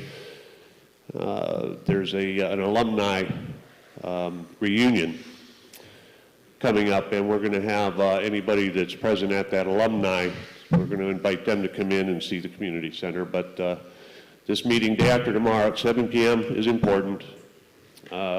We need all the help we can get. Now, in respect to the community center itself, we are working with Strollo, company out of Youngstown. They are the architect firm that we have decided to use, and in conjunction with them, we are also using DeSalvo, who did the original assessment on that building. Just excellent people to work with, but I do have a couple of concerns. We hold the lease on that building. There have been people going into that building without our knowledge. We cannot have that. As the leaseholders of this building, we have to be informed when somebody goes into that building. Mr. Lynch, I know of twice you've had a moving company over there moving your personal items out of that building. Or, yeah, your conference table. I know, I understand that. But the thing is whoever you had open that community center opened the doors and left. There's a moving company from out of town hauling stuff out of the community center with nobody keeping an eye on what they're moving. can't have that. We should be notified when somebody's going into that building. We should be the ones to let them in and to be there when they're moving items out. Okay, Mr. Simpson, time's up. Now, we have, I'll keep this real short. There's tables and chairs missing from the community center. I've been asked about the chairs that belong to the hobby hunters. Where did they go? There are 4 1942 oak gaming tables missing from the community center. Where did they go? We can't answer that because we don't know who's been in there. Now, for the benefit that was held the other day for that nice young man, I noticed that the plastic tables and chairs had been moved over here. How do we know those don't belong to the hobby hunters? I'd like an accounting of what was taken from that building and who has them. Thank you.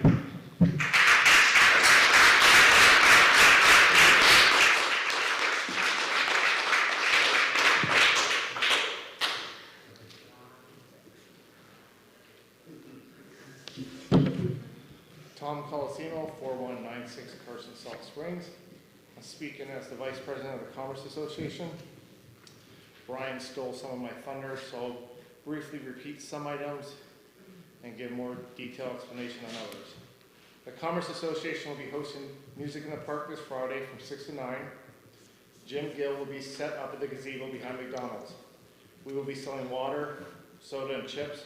Bring a lawn chair and enjoy the evening listening to music with family and friends in our historic downtown.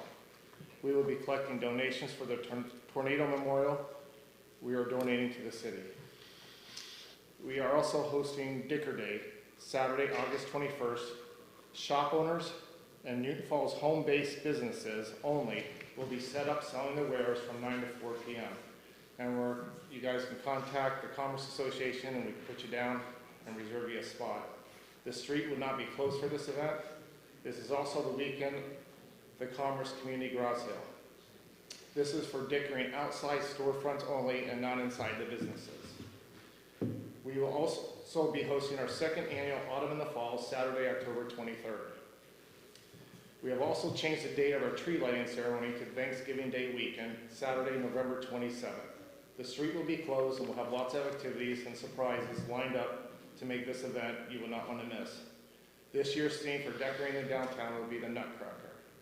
If you have any questions, feel free to contact either myself or Pam Pritney. Thank you.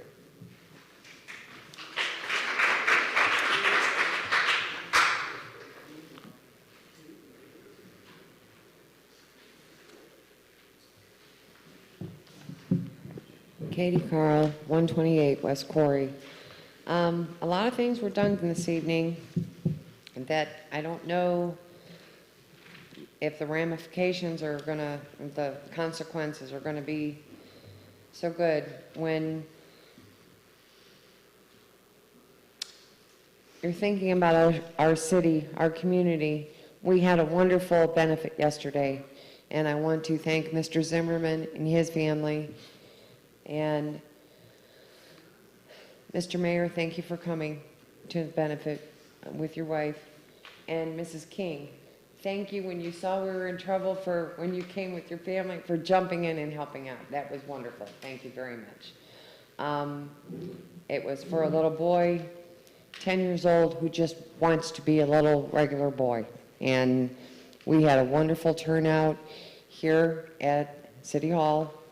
Found some quirks, but if we're going to rent out our City Hall, our new location, it's best to know the quirks that we have.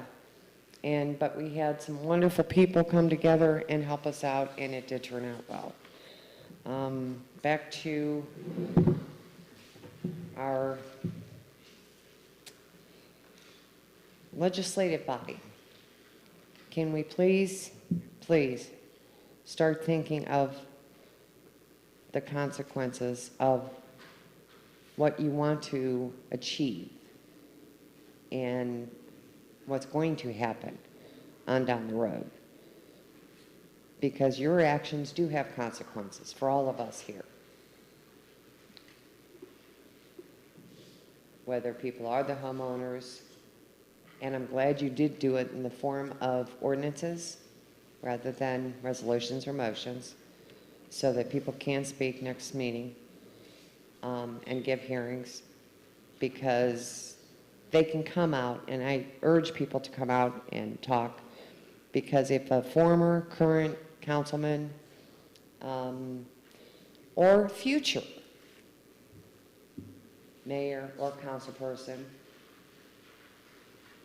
as someone said, if they work, I believe it was Mr. Zimmerman, if they own a business, they can't be on council or run or help, because how can they work or be on council? And this is only, I'm sorry, not only, part-time, because helping and serving the community is full-time. You have to be available to the community all the time. But you also have to know the charter. Okay. Your time is... Thank you. But again, I want to say thank you, and please respect our people and our community.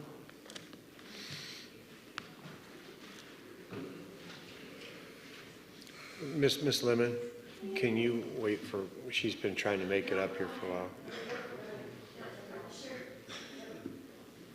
It's a race to the podium. Brenda Persino, 226 Oak Knoll. I have been chomping at the bit. I think each and every one of you up here needs a huge apology. Huge. July 25th, as I was drinking my morning coffee, I opened up the worst newspaper I have ever seen in my life. In fact, it was so bad, I ended my prescription. This is not news. This is trash. I loved what you said in it, because the two people that wrote this trash, to be on the front page needs to be news, not gossip. And that's exactly what this newspaper created. We all stand here month after month after month, and we all state we are tired of the gossip, we are tired of the hearsay, we are tired. You all look extremely tired. Brian, you got a smile on your face, but buddy, you look tired. It's late. I see he disappeared. But I wanted to say, creating gossip like this, all it does is it goes back to social media for everybody to chatter. And they get information wrong. I can tell Mr. Fritz a story about a duck and a shoe. He's going to tell it to Mr. Lynch a different way. He may leave something out. He may add something. Mr. Lynch is going to tell the mayor the same story, but it's going to be added or taken away. And by the time we get to poor Miss Kathy King, it's going to be this grand story about how the duck bought a golden pair of shoes and he hired 15 people to create them. That's what this does. These two people who wrote this need to apologize to everybody sitting in these seats, because you know what it did? It made Newton Falls look like trash once again. I don't care how many times you get the cops called on you for barking dogs. I don't care how many times you get speeding tickets. I don't care how many times you decide on a Friday night to go to a bar, somebody makes you mad and you punch them in the face. I don't care about all that. Nobody committed a felony. Nobody has committed murder. Nobody has committed a rape. Those are the things I care about. I care about what everybody's going to do for my community, not about speeding tickets. I just wanted to say, you need, all of you, apologies for that. Newton Falls has already got a black eye, and I have to open up the paper and see it on the front page. Trash.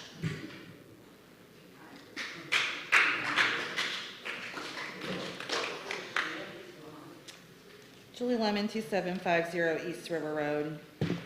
I was very happy to see the all four votes tonight. I got a big mouth. But I wanted to speak about the smart meters as well. I just don't think, I personally, with research I've done, I don't think they're safe. I don't think the city's gotten, the community's gotten enough information, handwritten information, questions answered, and $29 on top of your bill. Who wants to pay that? My bills are enough. And as for Mr. Zimmerman's comments that there's fees to pay your bills, you're absolutely right. And I hate paying them. I hate it. I'm paying my bill, but yeah, I get a $5 fee to pay my bill. I don't think anybody here wants to pay additional money when you're paying your bill. I can understand a late fee, but the surcharges, who wants to pay money to pay their bill? Nobody in their right mind wants to spend the extra money. And so to me, that just seemed like a really ludicrous comment. But I also wanted to address that, if it wasn't for Ms. Munson coming to the July 19th meeting and informing our community, we wouldn't have our 2022 budget. That's critical to this community's future. Whatever happens in the finance department, whether it's administrative or it's something that council needs to address, get it done. The finance is what keeps this community running.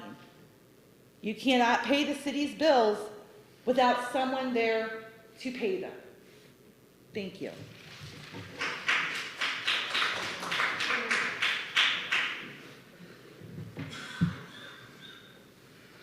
Anna Musson, appointed Finance Director for the City of Newton Falls. There's a lot I can say, but I'm just going to stick facts and the truth. The last 3.5 years, truth has been missing. I keep on providing facts and figures, but I've witnessed lies firsthand. So, there was a comment that the sky's falling. That's inaccurate. I have reported to the audit committee that I've received an email. The email's public record. It came from Bob Barnes on July the 30th, 9:15 a.m. Hey Anna, Newton Falls, reverse, ACH. Did you close the city account? Monthly power bill was returned. $345,679.44. That would never have happened if that was actually working. That is an embarrassment. Tax budget has always been done by May. No ands, ifs, or buts. We're in August, folks. Embarrassment. And if I had to do it all over again, I would. There's been a lot of things done wrong, and I reported it to the state auditor's office. I have actually reported to our law director. I've reported it to our administration. I gave them ample opportunity, and they ignored me. Now, there was a lot of malicious, and my attorneys use the word malicious. I've been attacked personally. And unfortunately, my innocent 12-year-old son's future got at risk because I stood up for what's right. I'm brave. I'm strong. I'm not going away. Newton Falls is my home. My family is here. I'm going to do what is right. But all I ask, please, Lord Jesus, we're in church. This was a church. It's now City Hall. Please stop the lies. Please stop attacking my son. Please stop attacking my mother. My family did nothing. And don't, unfortunately, it will be handled in court. Okay? Because council took care of it the last council meeting. They actually went into executive session and came out with action. But our previous administrator acted outside his scope of his job. And that's all I'm going to say about that. He attacked me personally, and he attacked my family. He went to a courthouse that has nothing to do with my job. He had no business being there. And the consequences are coming. Thank you.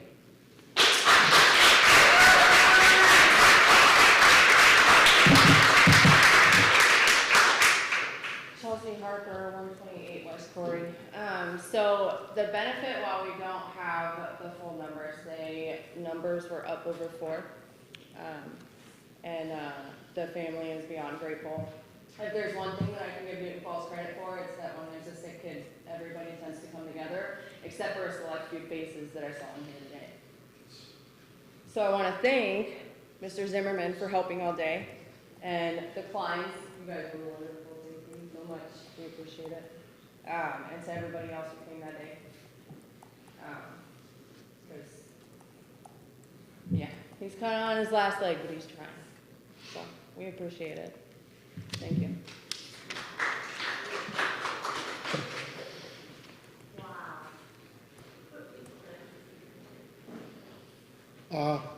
Mike Kren, 571 Ridge Road. I just want to say I am really proud of Brian, all of you up there that want to take and do more transparency. That is something we've always wanted. I know that's what I've wanted the whole time I've lived here, is finally answers from the councilmen. You guys all have signed an oath, working for the people. That's what we want, you to work for us. You're held to a higher standard. I mean, we all have concerns, but who do we go to? We go to you guys. We go for them answers. We want answers. We don't want to be silenced. We want to know what's going on. I mean, 41 years I've lived here, and there's been so many times I've never been able to get answers to certain things, what's been going on in town, because we are kept in the dark on so many things through future, hopefully not future councils, but past ones we have. I mean, I can tell stories of stuff I've heard over the years from different parts I've worked in, and believe me, most of it is true. I mean, it's just something that's been kept in the dark. It's about time some of that stuff starts to come to light, and there is answers for it. Each and every one of you know there is answers out there for everything that has gone on and been kept from all of us. So I commend each and every one of you who want to make the change.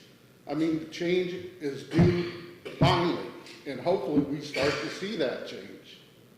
So that's all I'm asking for, is take what you sign that paper and do what we ask you to do. Representative us, do whatever you need to do to better this city for each and every one of us.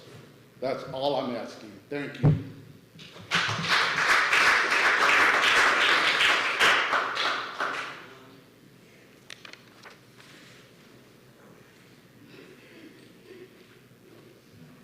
I want to say thank you to your law director, Mr. Fritz. Took a minute with me to discuss a few things. And the one thing I wanted to mention, first of all, if you get a second opinion, you're probably looking at 2 to 3 months. The other thing is, and I knew this because I checked just to be sure, the 2020-39 is the budget. You can't referendum the budget. So someone saying that the first referendum on this particular selling of the electric should have been done. It couldn't have been done. I just thought I'd mention that. 2020-39 is the budget. You cannot referendum the budget. Thank you. They passed it as an emergency, too. That would also be another reason you couldn't do it. So it could not have been referendum. My point, though, really is, just like in the Oberyn case, the prime point was whether it was administrative or legislative. This point is, you could not. The premise that it should have been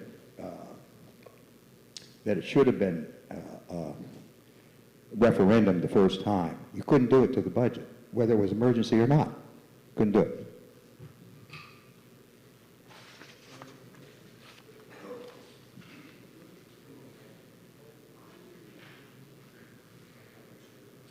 Mark Sticker, zoning.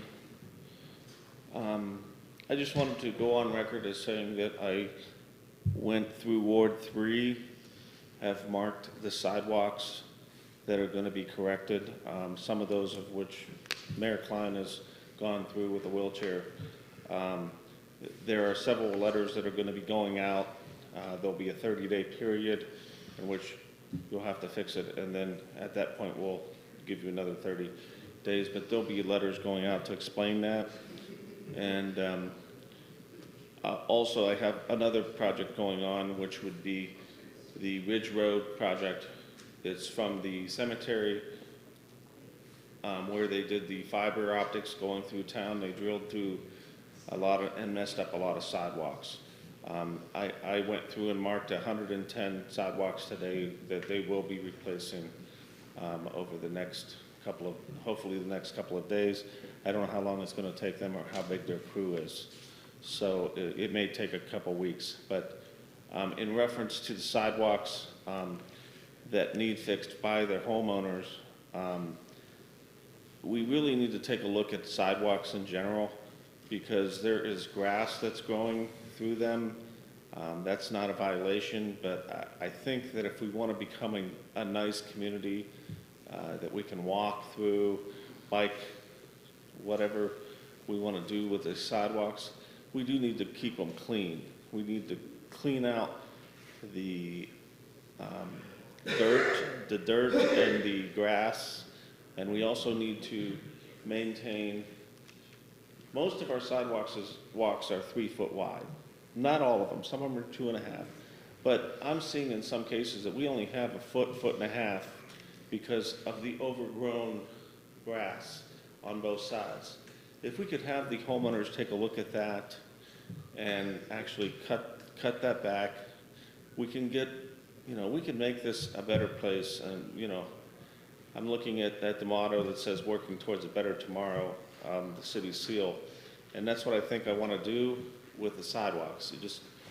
Every little bit helps. If everybody could go out there and fix their sidewalks and clean them up, that would be great. Thank you.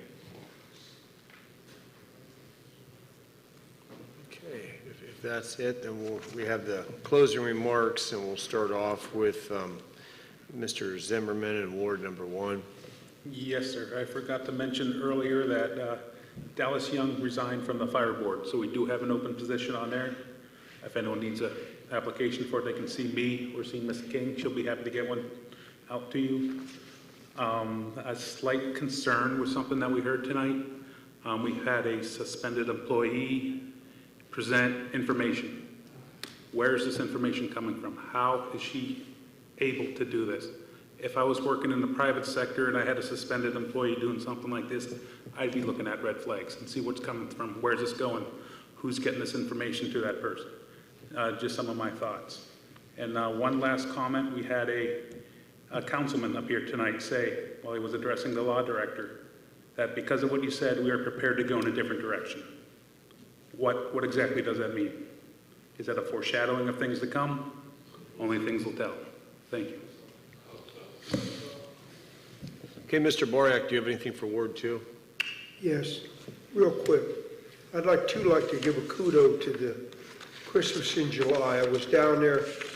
The kids had a fantastic time. The food was great. It rained a little bit and then it stopped. And it was just one great time. Everybody, Bill George was dunked about. They wanted to dunk me, but they didn't have the crane down there to pull me out. So, they were worried I couldn't get out. But look, I would like to say to the public that I hope there's any way we can get on board with the school to help the school.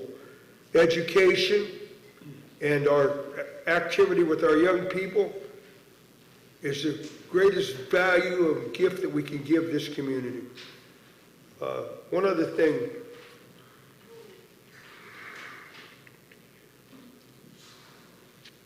I saw that article in the paper too where it sort of hit on the council people. I've never had anything to hide. I'm not speaking for any of my other councilmen. Maybe they feel the same way, I don't know. I've never had anything to hide. What they should ask is, this sounds to me a lot like the Defender. Did the Tribune write the Defender? I really doubt that the Tribune went to all that time to run the 2 counties and dig up stuff 17 to 30 years old. I think that maybe they had a little help, but that's just my opinion. But I do know one thing. The Defender wasn't the Tribune, so I give them a grain of, I'm not going to give them a pass, but I'm not going to be the one that's going to condemn them. I can live with it. I hope my other council people have thicker skin than that. I think they do. They want what's right. This new council is going to move forward with transparency, and I hope that the public will realize this soon. Thank you.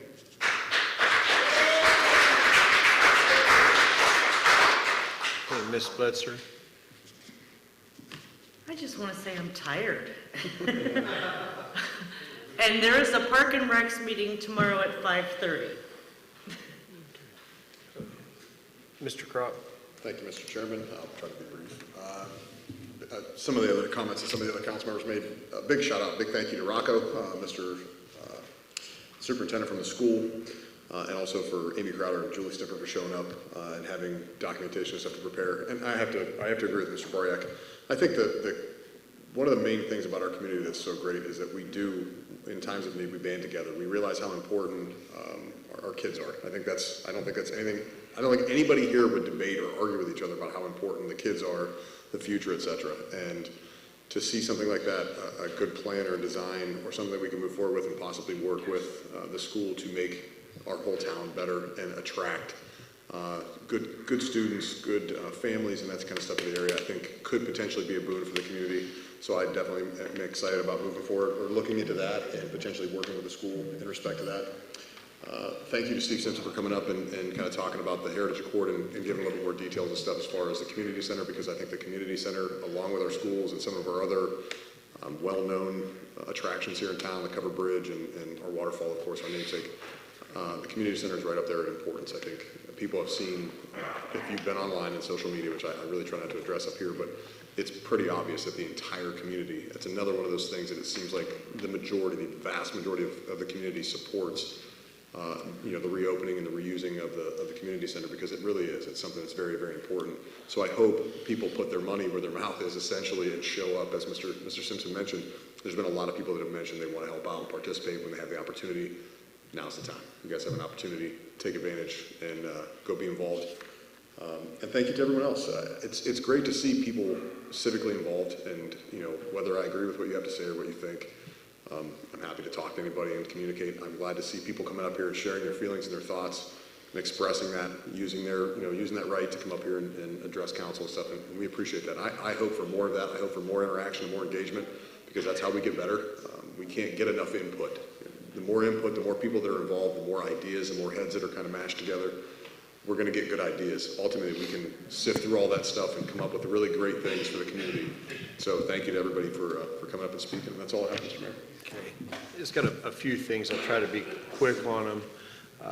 One thing, Mr. Simpson, I thank you too, and I missed whenever you said the dates or the work days, if you did or whatever, so just make sure you get in touch with me if you can, because I want to help you out as much as I can there. Ms. Persino, I thank you for your concern and such, and I I think we got a good council foreman here, and I do feel sorry for individuals here. I know myself, I consider the source. I've had a lot of garbage written about me or my family in the Tribune, so I use it to put under my dog's cage. I taught my kids a long time ago to in athletics, don't look at the scoreboard. You do the same thing no matter if you're up by 20 or you're down by 20. So I don't care what the Tribune says. I serve my community. I try my best. I know that you guys care about your community and not what's in there. Goes along with what Mr. Kren said. I agree with you 100%. I'm glad that some of the changes and things that the councilmen and ladies are doing. I mean, I think that there's been a lot of things that we've done in the past, and it doesn't make them right. So there's things that we're trying to go the extra mile, you could say. And then last, Mr. Stempert, he brought up the sidewalks. I appreciate what he's doing. And as some people had brought up, some of the sidewalks are private owned. It would be, somebody says, does that mean we're going to have to pay for this? Well, I would, I don't know, ask that you, think about Mr. Thompson. And I know when I went to him, and I can't believe the difficulty that he has just to go uptown for a trip to the store or whatever. I went with him, and as I said before, I wouldn't want to arm wrestle with that guy. About killed me. Just to go and do what he does every day without any obstruction is amazing. But you throw a little bit of obstruction, and some of the stuff isn't big things. It's going to cost a lot of money. Like Mr. Stempert said, you got some grass there. He can't bend down and clean it up. The dirt that's down there. Some of the sidewalks are like this. I remember my grandpa, when I was a little kid, used to get out there, and he'd use a pry bar and go underneath it and fill it, straighten it. But I would say even if it does cost you a little bit of money, yeah, well, the fact of the matter is, I heard a saying one time that you, what is the saying about, you don't regret not having the shoes that you want until you see the man that doesn't have the legs. When I got done with Mr. Thompson, I was so thankful. The rest of the days that I've preached at the church, I've walked at the church. So let's, keep him in mind and stuff like that. And there's a lot of people in wheelchairs, a lot of people pushing baby buggies and things like that. So let's see what we can do. And that's all I have. And Mr. City Manager, you have the final comments. Thank you. Ladies and gentlemen, I won't have the opportunity to address you as members of council after tonight, and I ask the mayor to indulge me a little bit tonight. Over the last 3 years, there have been a lot of things that, and I'm going to be using the pronoun I a little bit, and I tend to try to use the pronoun we, but I'm going to talk a little bit of the experience that I've had here during the 3 years as city manager here in Newton Falls. One of the things I'm most proud of is the negotiations that we undertook as it relates to bringing Scope here. Scope was located over in Lordstown. And those seniors in Newton Falls, who are the highest users of any municipality of that regional scope, now have that in their backyard. And they have over 20 programs, and they're here every day. If you try to come here at 10:30 in the morning, you can't find a parking spot Monday through Friday. There's all the senior programs that are involved here. In addition to that, the mayor's inaugural was a very big event that we worked very hard to put together. And I personally contacted the Chief Justice of the Ohio Supreme Court.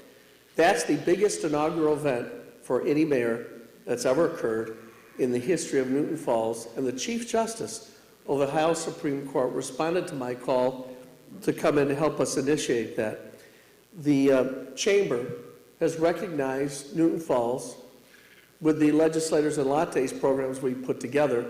Guy Coviello indicated that the best chamber event in the history of the chamber was last year's production of having an expert on the missile defense base come here to Newton Falls and address us. He said that's the best and biggest event they've ever had, until just a few weeks ago, when the biggest event they've ever had was again hosted by Newton Falls, legislative lattes when the director of the Ohio Turnpike Commission, the Turnpike being obviously very important to us, came to Newton Falls. In addition to that, when I first became city manager, one of the biggest complaints was the roads. We never do anything about the roads. What's going on with the roads? During the last 3 years, during my tenure, the largest paving amount by volume has occurred in any 3-year period in the history of Newton Falls. And it's not just that. We have had more success in getting grants for infrastructure over the last 3 years than any 3-year period in the history of Newton Falls. Right now, the #1 community for completion of projects and on a per capita basis, receipt of funds in the state of Ohio is Newton Falls, based on the applications we made over the last 3 years. And that includes Medley over in Mr. Bariak's ward, Washington Street over in Mr. Bariak's ward, and First Street over in Mr. Bariak's ward.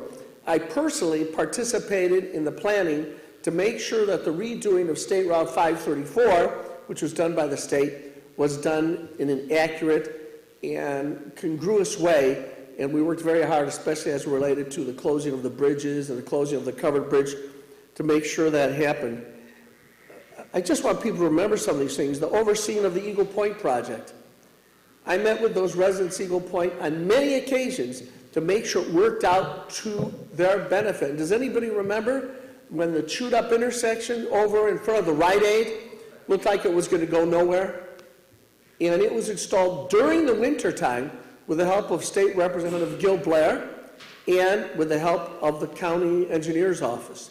We pulled those things off in a time when people didn't anticipate when we could get those things done. And the amount that was involved in these projects, I'll give you an example. Have we gotten more grants during the last 3 years from any other time in our history? We darn sure have.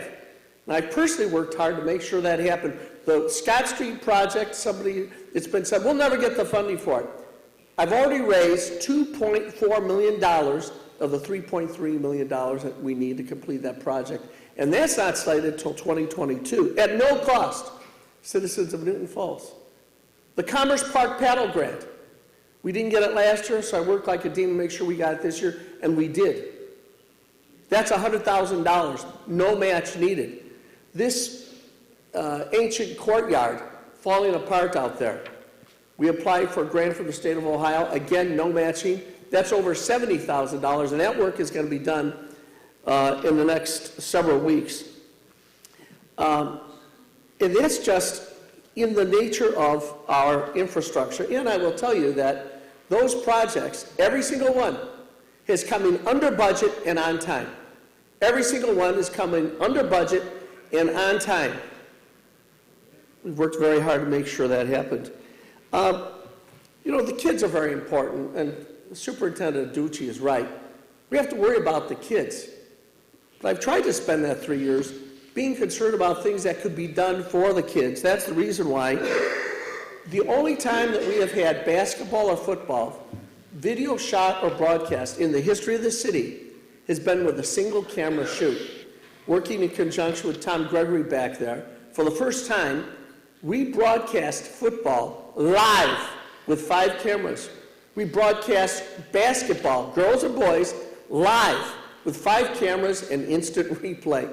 We broadcast girls volleyball live with 5 cameras and instant replay. And during the football season, for the advertising for those games, every single penny was kept by, the ads were sold by the Booster Club, and they kept every single penny. This didn't happen before. This didn't happen before those 3 years began. In addition to that, the playground equipment, obviously that orange playground equipment is a great thing for the community. But in addition to that, Senior Service Day. Mr. Bogus publicly stated that until Mr. Lynch took over the city's part of the organization of Senior Service Day, they have never had successful Senior Service Days as they have under this administration. Worked very hard to make that happen. It meant so much to those kids. And go ahead and ask Mr. Bogus at the high school. what was Senior Service Day until I started to put my imprint on it.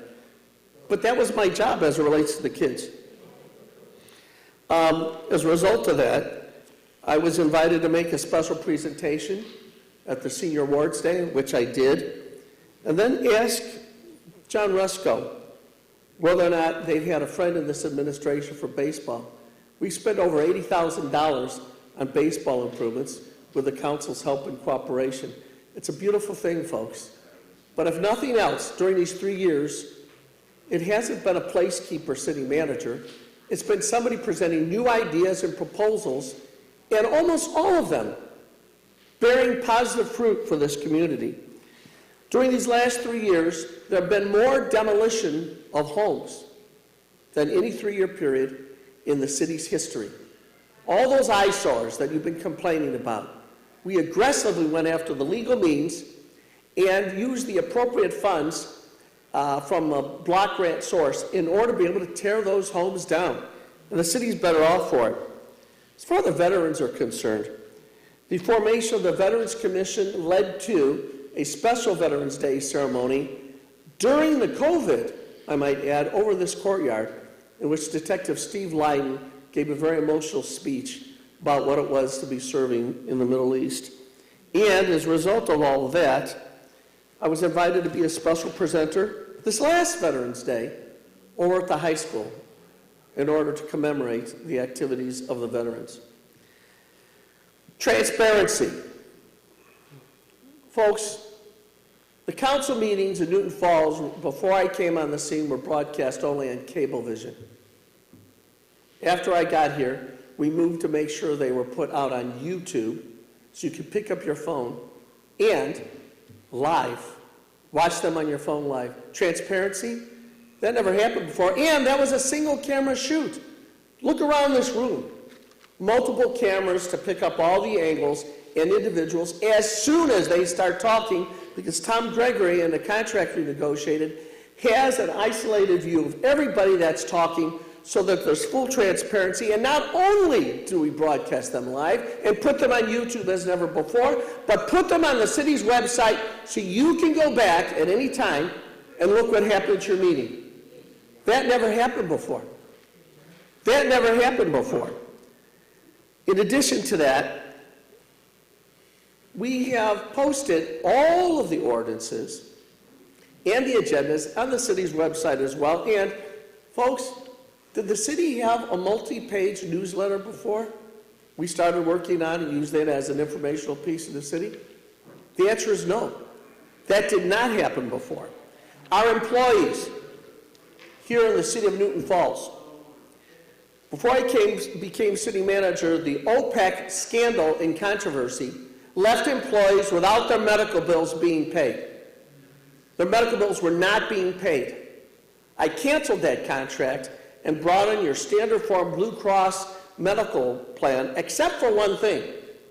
I negotiated a zero deductible, zero copay for all employees, and the employees of the city of Newton Falls are delighted that I did that, because they now have the very finest health care plan in the state of Ohio, as well they should. Employee meetings. I convene meetings of our employees en masse on a regular basis to talk to them. And they've appreciated that. We have a good dialogue going on. But when it shows the employees how they're appreciated, our police department, for the first time, was brought up in wages based on the legislation I put in front of this city council, so that our cops are not being paid at a minimum wage level, and they're being paid at something that honors the fact that they're serving and protecting all of us. A couple of days ago, I got a phone call from some of our police officers just to say, we're sorry you're leaving, but we thank you for what you did. Service to our citizens. The number of police officers has grown during the Lynch administration. Snow removal. Snow removal. In the city of Newton Falls, I have been obsessive about snow removal. And I reorganized the deployment of snow plows in Newton Falls, added additional plows, added additional liquid calcium chloride to make sure that the snow stayed off the ground, and deployed the snow plows at an earlier time so that service in the Newton Falls for snow removal could be second to none. And I obsessed over that. The electric rates. I said in a newsletter in December of 2019 that we would reduce the electric rates in January of 2020. We did that. That's the first time that has happened in the history of the city of Newton Falls. In addition to that, bringing the public here isn't a small thing. We've got a beautiful town to show off. In 2019, I organized and produced the Christmas lighting program in December of 2019 and had a personal conversation with Jim Tressel to bring him in. Our estimate was that we had in the neighborhood of 3,000 people attend that unbelievable tree lighting ceremony in 2019. And the city has never had people go to a tree lighting ceremony different from that. During Christmas and Easter time, I ordered special projections to be put on the walls of different buildings around town. Easter projections, Christmas projections. And in addition to that, July 4th in 2019, July 4th in 2021, the best July 4th that we have ever had. In addition to that, this year, I added hot air balloons. And so everybody understands all these projections of costs. Each one of those balloonists was paid a fee of $500 to come the night before and do a night glow and then appear at the parade. And in addition to that, fly over the city. $500 to each of the 6. That's $3,000. The only other cost we had was the night before the parade, Saturday night, we had a banquet for the balloonists. And I think the entire cost for the balloonist banquet was in the neighborhood of $500. Statue of Liberty. Mr. Lynch, I have a question for you. Yes, sir. I said you could have additional time, but I'm Yes. just wondering, do you have very much time left? Because I don't want to do a State of the Union address. We still have executives. I'm not trying to be, I'm just... I understand, Mr. Mayor. I don't get another chance to talk. Well, I know that, forever. I know that, but there's one thing of, we're not going to go line by line for a 3-year period. These guys are going to go to sleep. Kind of, I don't know. I don't know how, if you got 5 minutes left, 1 minute left. Yeah. I'm not going to stay here till midnight. I'll cut it down, Mr. Chairman. Thank you.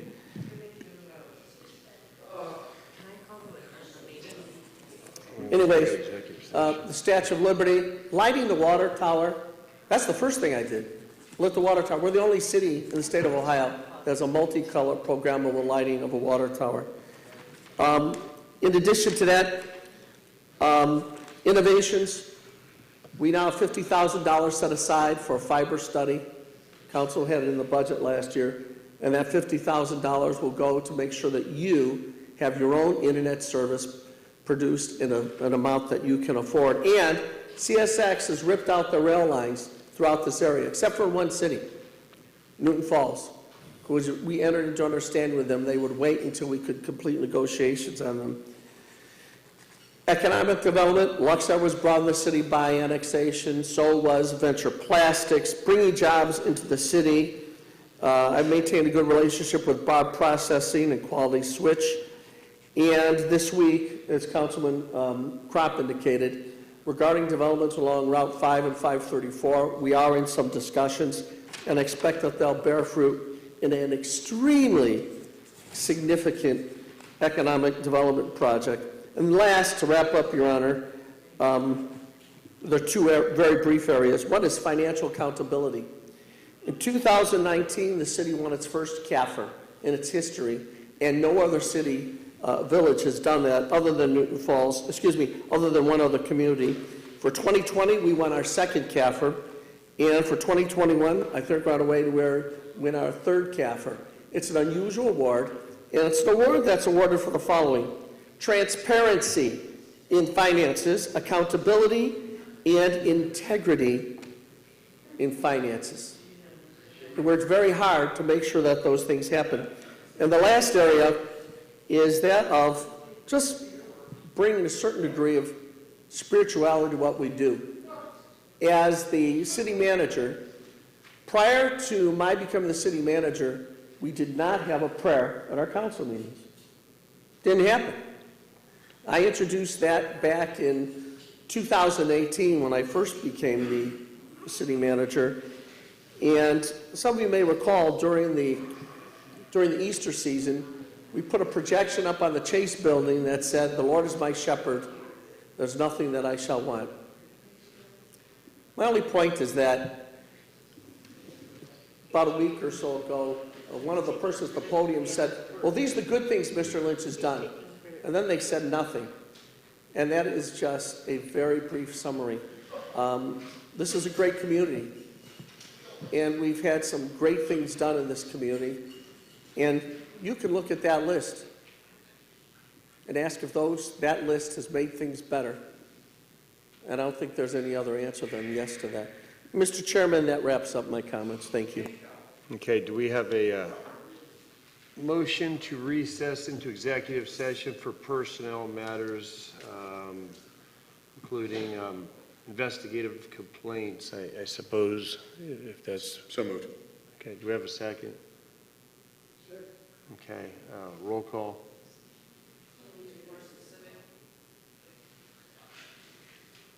What are we're going into executive session for what? To hear from the... Okay, sounds good. We got a first, we have a second. Mr. Zimmerman? No. Mr. Crop? Aye. Mr. Baryak? Yes. Ms. Spletzer? This is to go into executive session? Yes. Yes. Okay.